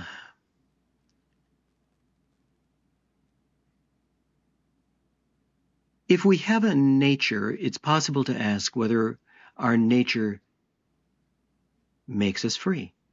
Animals aren't free. They're jerked around by their impulses. We have minds. We can deliberate. I can say, should I do this? Or should I do this?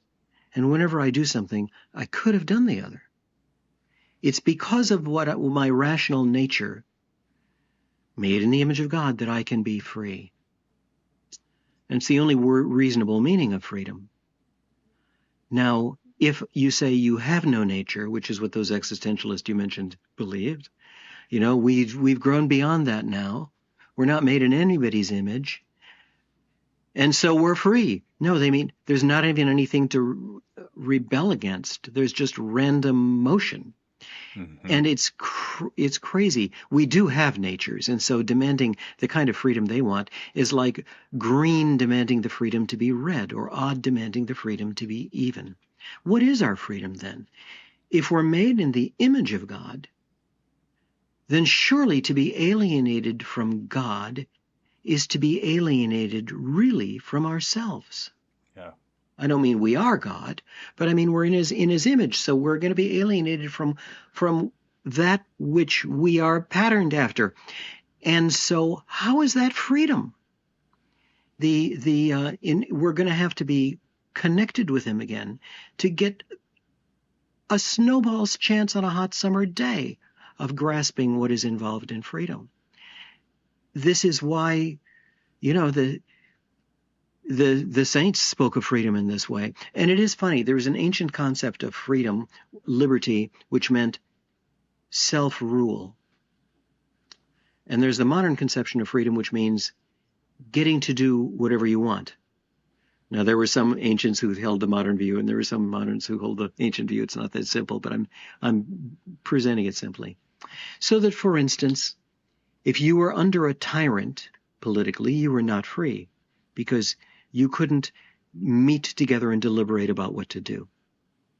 If you were a slave, you were not free, because you had to do what your master did instead of deliberating and deciding, how should I live? If you were an intemperate man, you were a slave to your passions and your appetites, and you were not free. And so, for that reason, because it liberates us from sin to follow the one in whose image we are made, that the saints, the apostles, said, in his service is perfect freedom. But now we think freedom means getting to do whatever I want. We've lost sight of that altogether, so that who knows what political freedom means anymore. It's just that we can do whatever we want. We can make any laws that we want. We don't even have to obey those laws if we don't want. My own freedom means, sure, if I want to be a slave to my desires, I can be. Who are you to tell me not to? And it's just nuts. There's I don't remember when he said it. Alexander Solzhenitsyn, the great Russian dissident and thinker, gave a brief and very pithy diagnostic of what's wrong with the world in a speech. I think he gave it back in the 80s, maybe when he won the Templeton Prize. But the context for it was interesting too. He was talking about how, as a young man, he himself was an atheist and a socialist prior to being arrested and thrown in the gulags. But he said he remembered as a young man, the old women of his village kind of, walking around, shaking their heads and clucking their tongues and fretting about, how terrible things were and how terrible things were becoming and what's wrong. And he said their opinion of why things were going badly was that men have forgotten God. And he said, as a young man, I scoffed at that idea, and what do these old women know? But he said, now, when someone asks me this question, what has gone wrong? He said, I just realized that they were right all along. That's the answer. Men have forgotten God. That is right. So, and that, if you wanted to put it this way, that's like the lunacy at the bottom of all the lunacies. And it was the lunacy of our first parents. Offered the temptation to be gods. Yeah, right. That's true. The same seductive voice from the garden echoes in our own time with the get rid of the God, and you can yourselves become as gods, and as we were speaking about earlier, become a law unto yourselves. What Dr. Budziszewski, are some of the Catholic distinctives that can provide an antidote? So we live in a culture that sadly has ingested a lot of poisoned ideas, a lot of these lunacies, hence the pandemic of lunacy. What are some of the Catholic distinctives, some of the Catholic ideas, some of the Catholic principles that can serve as a corrective? Okay, well, let me divide this into two parts. Let me talk about the intellectual distinctives, and let me talk about the sacramental distinctives, and let me talk about the charism of authority. As to the intellectual distinctives, we have spent. I say we. I came into this late, so it's like I'm like a naturalized citizen. He can say of the United States, it's my ancestors, but his ancestors weren't even there at the time. I say we, including all of the Catholic great of the past. We've been thinking about this for centuries and centuries. We've never stopped thinking about this. The tradition is continuous. It hasn't been broken and refashioned and broken and refashioned. It has developed organically, and it includes all of the root, the seeds of all of the important things that we've been talking about, like the natural law, the idea that we are not meaningless and purposeless results of a process which did not have us in mind. But we are intended, and we have a pattern, we have a design, we are imbued with meaning, and every part and power of us has a purpose. We are made with a view to certain things like family life, and the church has thought about marriage and family life endlessly and thought about this. These resources, many times when Protestants come into the Catholic Church, they're astonished to find out how much has been thought about these things over the centuries, about families, about marriages. One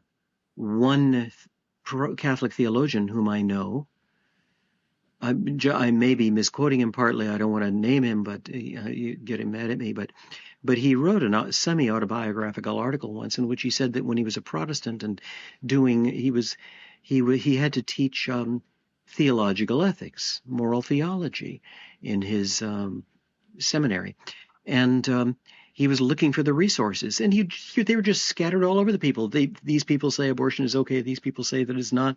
These people say there's a natural law. These people say there's not. These people think Scripture is authoritative. These people don't. These people take it in this way. These people take it in those way. He says it was sort of maddening, and he didn't find that chaotic condition in the church, despite all the dissent, despite all of the craziness that sometimes happens in that church. But it wasn't like that. So there are the intellectual resources. There are, second, the sacramental resources. I mentioned a little while ago that I had, for a while, written a monthly column, which then spawned a second monthly column for Christian college students at an evangelical Protestant magazine for Christian college students. And they used to write in and write letters. One of the questions that came up very often, they would troubled young people would write to me and say, well, I know that we should avoid sin, and I know that if we find that we've sinned, we should repent. And we should turn back to God and seek his forgiveness. And because of what Jesus did, we can be forgiven. I know all that. But as they said, now I committed this sin. And I went into my prayer closet. I got in, I prayed to God, and I was sorry. And I was sure he forgave me. But then I found myself falling into that sin again. Mm-hmm. How could I have fallen into that sin again if I'd really repented it? Did I really repent it? And if I didn't really repent it, did he really forgive me? And what do I do? We have things like the sacrament of confession. Yeah. We have the distinction between perfect contrition and imperfect contrition, and even imperfect contrition is enough to get you through. In the sacrament of confession, you're not only being forgiven, but you are in that moment being given additional grace to know that you are forgiven and to make it easier to practice this difficult discipline of not falling into it again. This and other breathtaking things. I mean, I know of a young man who was a sort of a disaffected Mormon who became a Catholic chiefly because his Catholic girlfriend, who wasn't going to marry him unless he became Catholic, was taking him around to Catholic churches, and she took him to adoration. And he thinks, yeah, okay, I'll go. I promised her I would, and it just blew him away. Mm. He knew God was really here. This is, okay, we aren't seeing him face to face. This does not satisfy the longing in our heart completely. And it will not until we see him face to face in heaven. But we're seeing glimpses, we're seeing reflections. That image that we see in the mirror, we're seeing much more obviously here and with confidence. And it is staggering.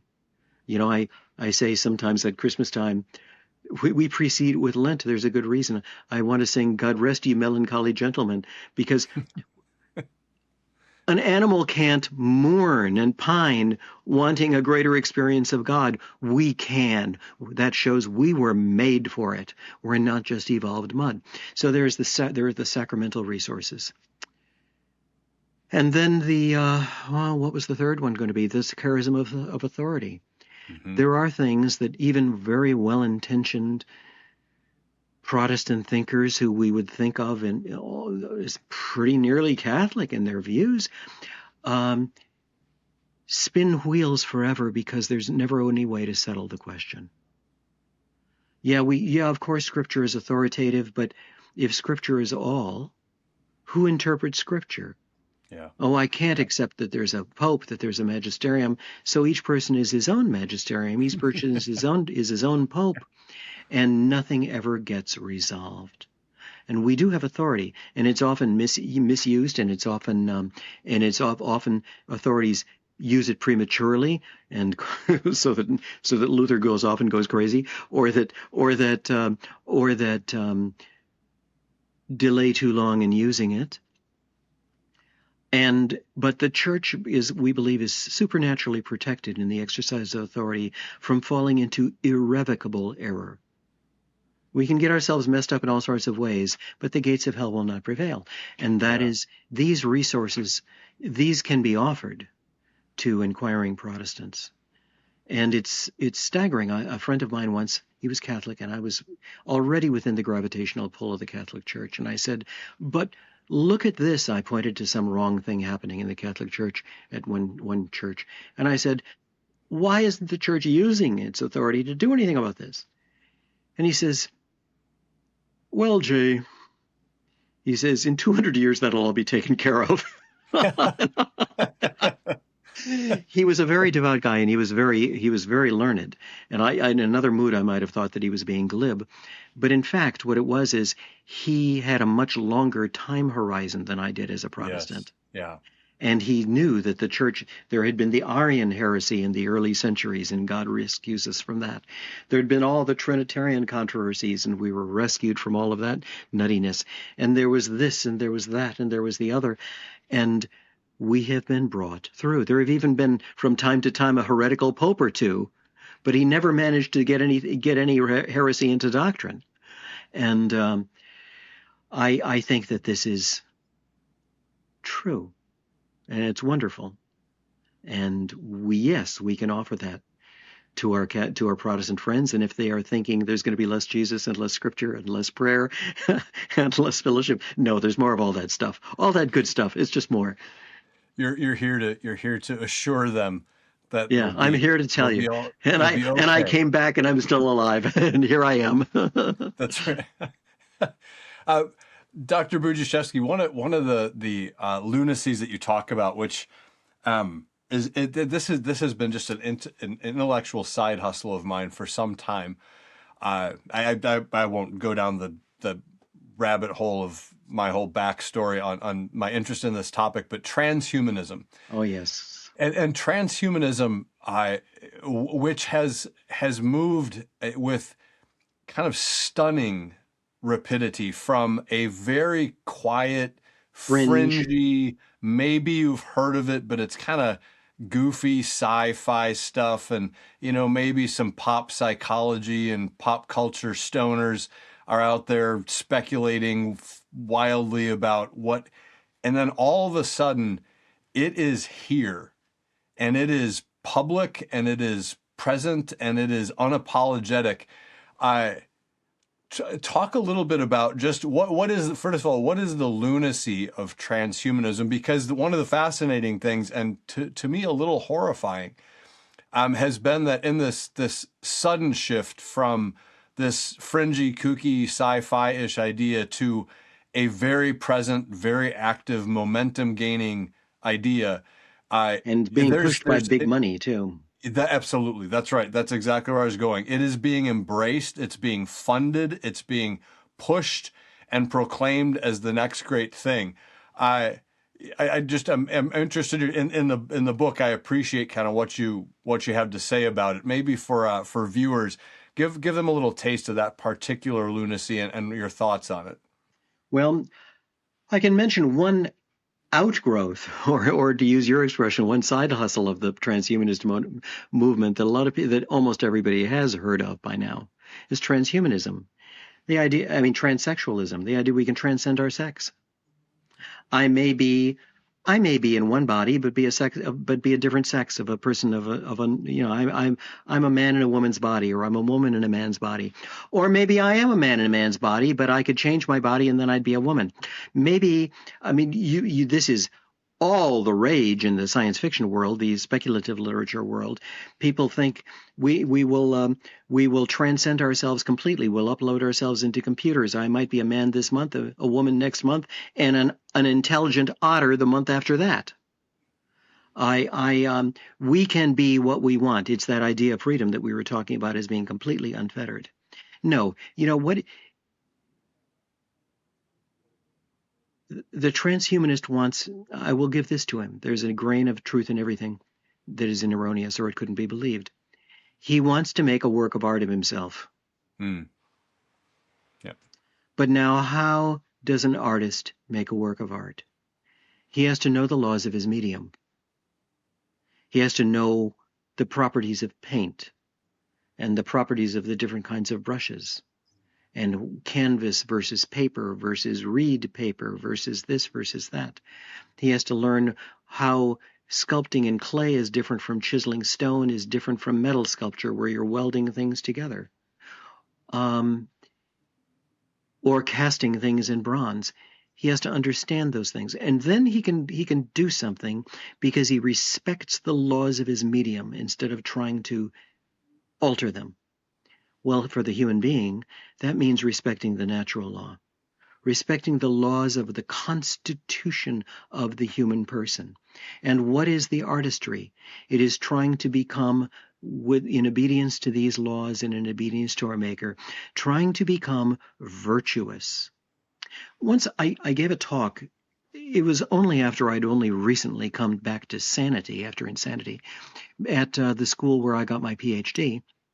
And I gave a talk on toleration, and he said that toleration isn't not making judgments; it is making judgments, and so it requires moral understanding.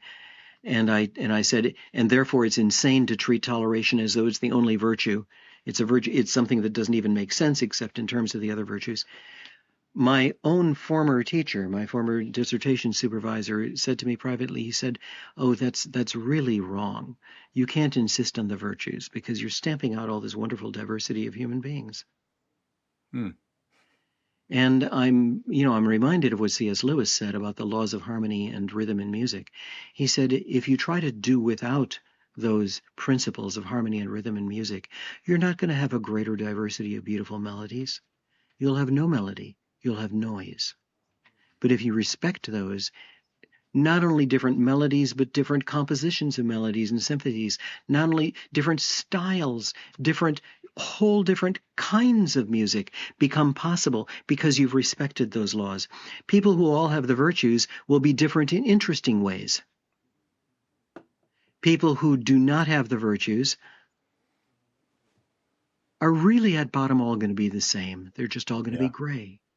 And Yeah. it's this, the transhumanist movement runs against the same thing. They think that they can make a work of art of ourselves, but they've lost all the standards by which to decide, is this beautiful or is this ugly? You've C.S. Lewis, who was Huxley was the great anti-prophet of transhumanism. He thought in the early mid 20th century, he thought that it would be a great thing. C.S. Lewis was the early good prophet of transhumanism. He thought it was going to be a terrible thing in his great book, the Abolition of Man. But he explained that. He said, if you're going to make better men, in the name of what principle are you going to make them better? If you're even changing people's motivations and their ideas of value and their ideas of better and worse, then what idea of better and worse is left for you to decide what counts as making them better and making them worse? All you have in the end is the felt impulse of the moment. He said, whether things carry out to that possibility, he says, I'm not saying it will. I don't even know if it could, but that's what it would be. Now, I don't think that we can change our human nature, because a nature is not an artifact of a human being. It's not like a machine. It's not something that you can make. It's not like a ditch digger. Or a lawn mowing machine, or a television set. But I do think that by trying, we could ruin our nature. Yeah. And we could also bring about terrible tyrannies and slaveries, like people are talking about grafting some human genes into chimps so that they'd be more obedient slaves. These things are horrible. Or grafting chimp genes into some human beings so they'd be more obedient slaves. They're talking about a caste system where the gene rich, the people who were wealthy enough to pay for their kids to be genetically enhanced, they're all superior, and the gene poor who weren't able to do that, all have lower on IQ and get the jobs of sweeping the streets. This is not a world that I want. Why do they want it? Because they want to be God. Yeah. Yeah. Yeah. Yeah. So true. Gosh. Which means ultimately they want to be gods to somebody else. Right. Right. Yeah. They want to, back to Solzhenitsyn's observation about men have forgotten God. It's interesting because, of course, he's echoing something that Gaudium et Spes in paragraph 36 says, and I think just kind of a lovely summary. It says, when God is forgotten, the creature itself becomes unintelligible. And I just thought, yeah, that's so very true. We have lost our grip on what it means to be human. Our own human nature is unintelligible to us because we've forgotten God. And in his absence, far from the human ascendancy, we actually have this profoundly reductionist view of the human person, which then is, as you point out, is susceptible to someone coming along and saying, well, right, then let's speed up the evolutionary process and get beyond this unfortunate stage to the next and the greater stage where we create the new and better humanity. We create the new and better society. This strange. And we might have to annihilate a million here, a million there, a billion there, but that's okay, because from the perspective of the future men, the people today will have been no better than insects. Yeah, this was one of the themes that if you lose God, you lose man. Yes. That was one of the themes of John Paul's papacy. Yeah. It's probably that in his papacy that influenced me the most greatly. Yeah, and to our culture, again, that strikes the ear. Oh, it probably strikes the ear of our culture as an offensive statement to say if you lose God, you lose man. How dare you? Or you tyrant. Right. Yeah. Right. Exactly. You think we all have to believe just like you? Yeah. Or you poor weak intellectual schmuck. You need the divine dictator to be able to limp along in your pathetic little life, kind of thing. Yeah. The wisdom though of the church there, and just simply seeing it in God's absence, things don't get better and better; they get worse and worse, and they do so quickly. That's connected. Can I break in? That's Please connected do. With something else going on now. There's been a romantic nostalgia for paganism. Yes. Neo-paganism is not like old paganism. I think, frankly, it's going to be worse. But even if it were the same thing,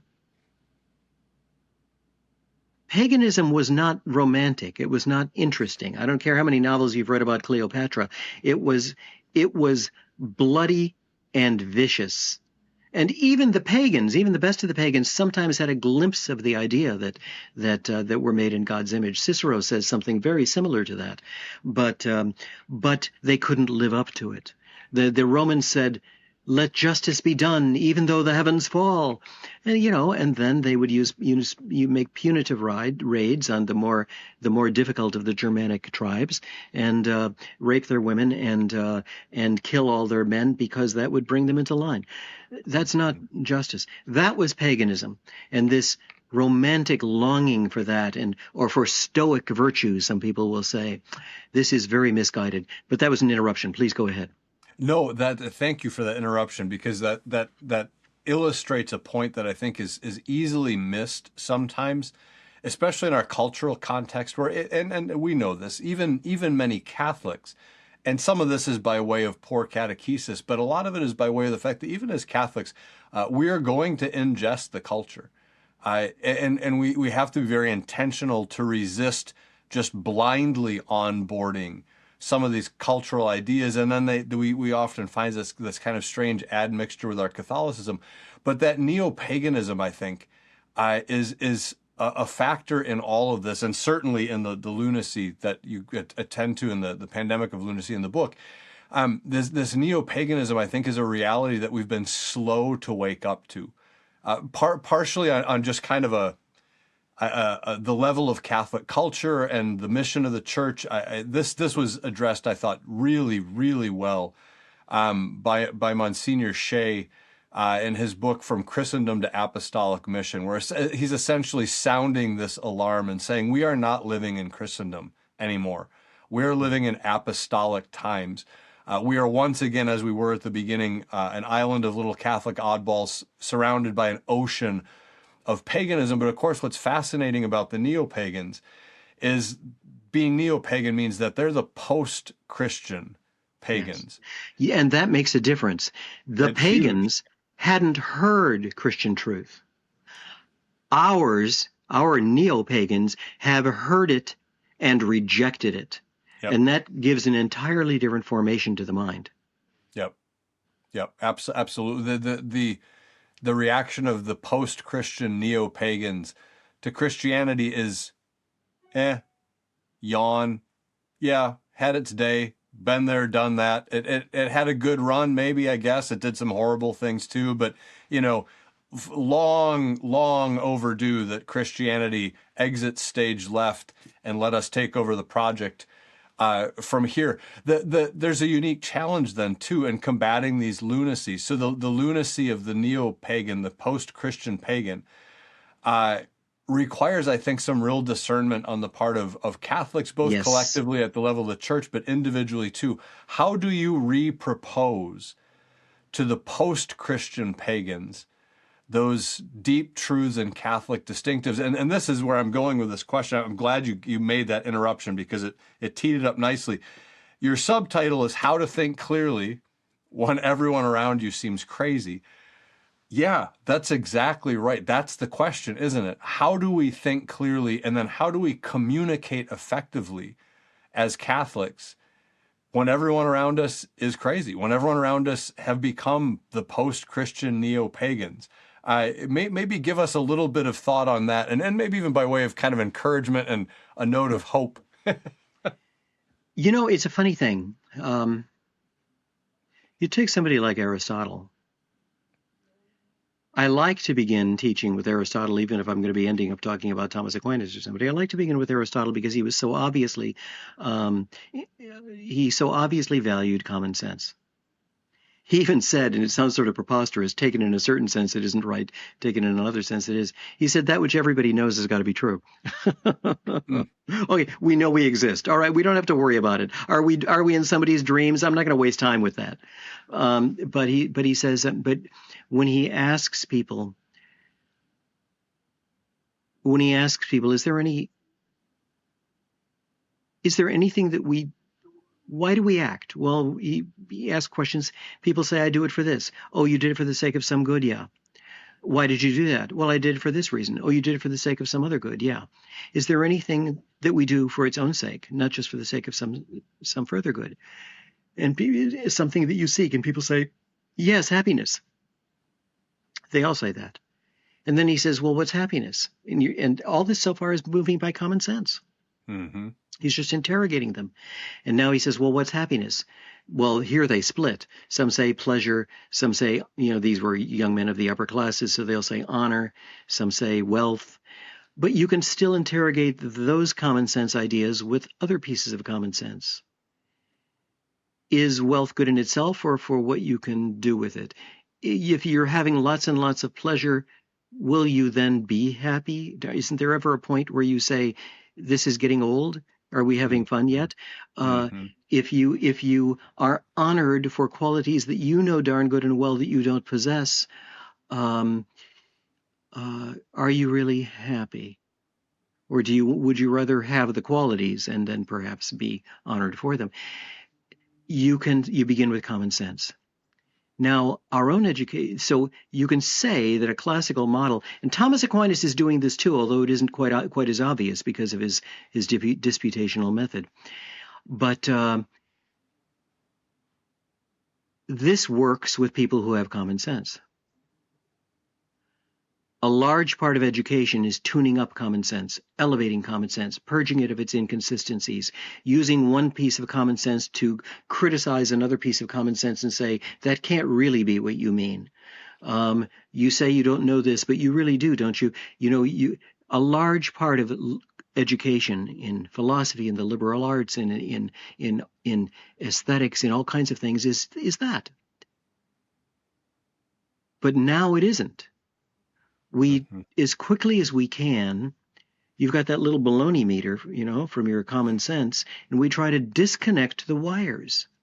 And instead of a conscience, you're going to have this social psychological theory, along with its own explanation that conscience is merely something pumped in by socialization.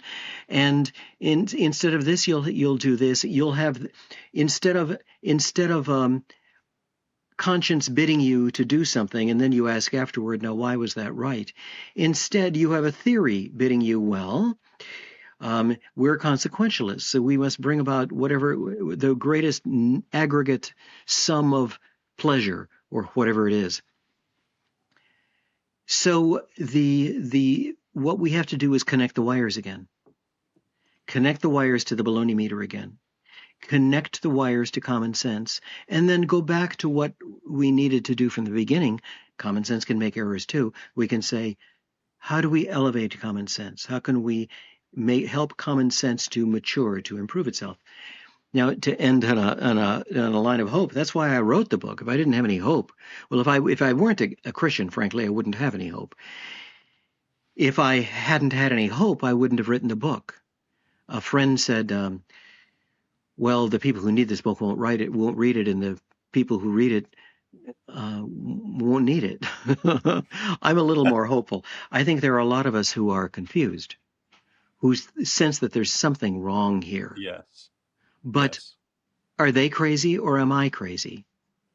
Or am I thinking about this the wrong way? Or I'm partly ensnared already. I'm feeling myself getting sucked in, but I'm trying to pull my foot out. Or I am ensnared, but I'm beginning to think about getting loose. And I know that that's possible. I was pulled out of it, and I know other people who have been pulled out of this. There can be changes of heart, changes of mind, radical rearrangements even of human personality in ways that our social psychologists still haven't got really a clue about. And all of that is possible. There's even hope for the culture, although I would say as a Christian, even if the culture goes down, we don't have to lose our hope. Yeah. Because the church is forever, and every individual soul is forever, and God is forever. That's But right. I think there is hope for the culture too, because God is providential.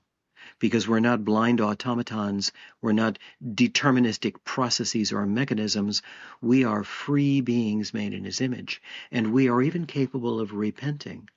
And all of that is possible.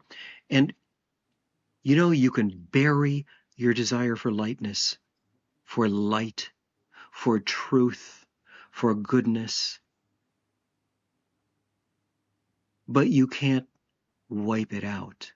And this is why Paul said, whatever is beautiful, whatever, I'm not quoting it correctly, whatever is noble, whatever is excellent, whatever is beautiful, whatever is true, think on these things. We have to encourage ourselves. So the book was really sort of a modest little contribution toward that, toward taking St. Paul's advice. I hope we can do that. Yeah, yeah, that's so good. On the sticking with the medical metaphor of pandemic of lunacy, that in my opinion is exactly what you've accomplished with the book. You've given a diagnostic of the different viral ideas that have infected the culture that we're in right now. And being able then to diagnose them, then you see them, and then you can do something about it. It gives you Yeah. the ability to recognize. You said it perfectly when you said you suspect there are a lot of people who just have a sense that something's off, but they can't articulate it. They can't put their finger on it. Or they're afraid to. That's right. Well, and you've done it for them. You've said, right. So when you see that in the culture and a little alarm bell goes off, it's because you're looking at, and then you fill in the blank with one of these lunacies. You're looking at transhumanism there. You're looking at utilitarianism there. You're looking at progressivism there. Which will then just help people, I think, navigate. And that's what we're up against, how to navigate the culture and then ultimately how to evangelize it. So, Yes. Dr. Jay Budziszewski, this has been such a delight. Thank you for the book. Thank you for your time and having this conversation. To wrap up, please let folks know again where they can find the book and then where they can also find you and tag along with all of your adventures here as you sail off into the retirement, but not really sunset. Okay. First, they have to remember the title, Pandemic of Lunacy. They don't have to remember the subtitle, but it's how to think clearly when everybody around you seems crazy. Pandemic of Lunacy. That you can get that at any of your favorite online booksellers, Amazon, whatever. Maybe you don't like Amazon, but you can get it through any of them. You can get it through the publisher, Creed and Culture, which will sell you the book directly and incidentally will give you a 15% discount using the discount code pandemic15. 15% Excellent. discount. That's nothing to sneeze at.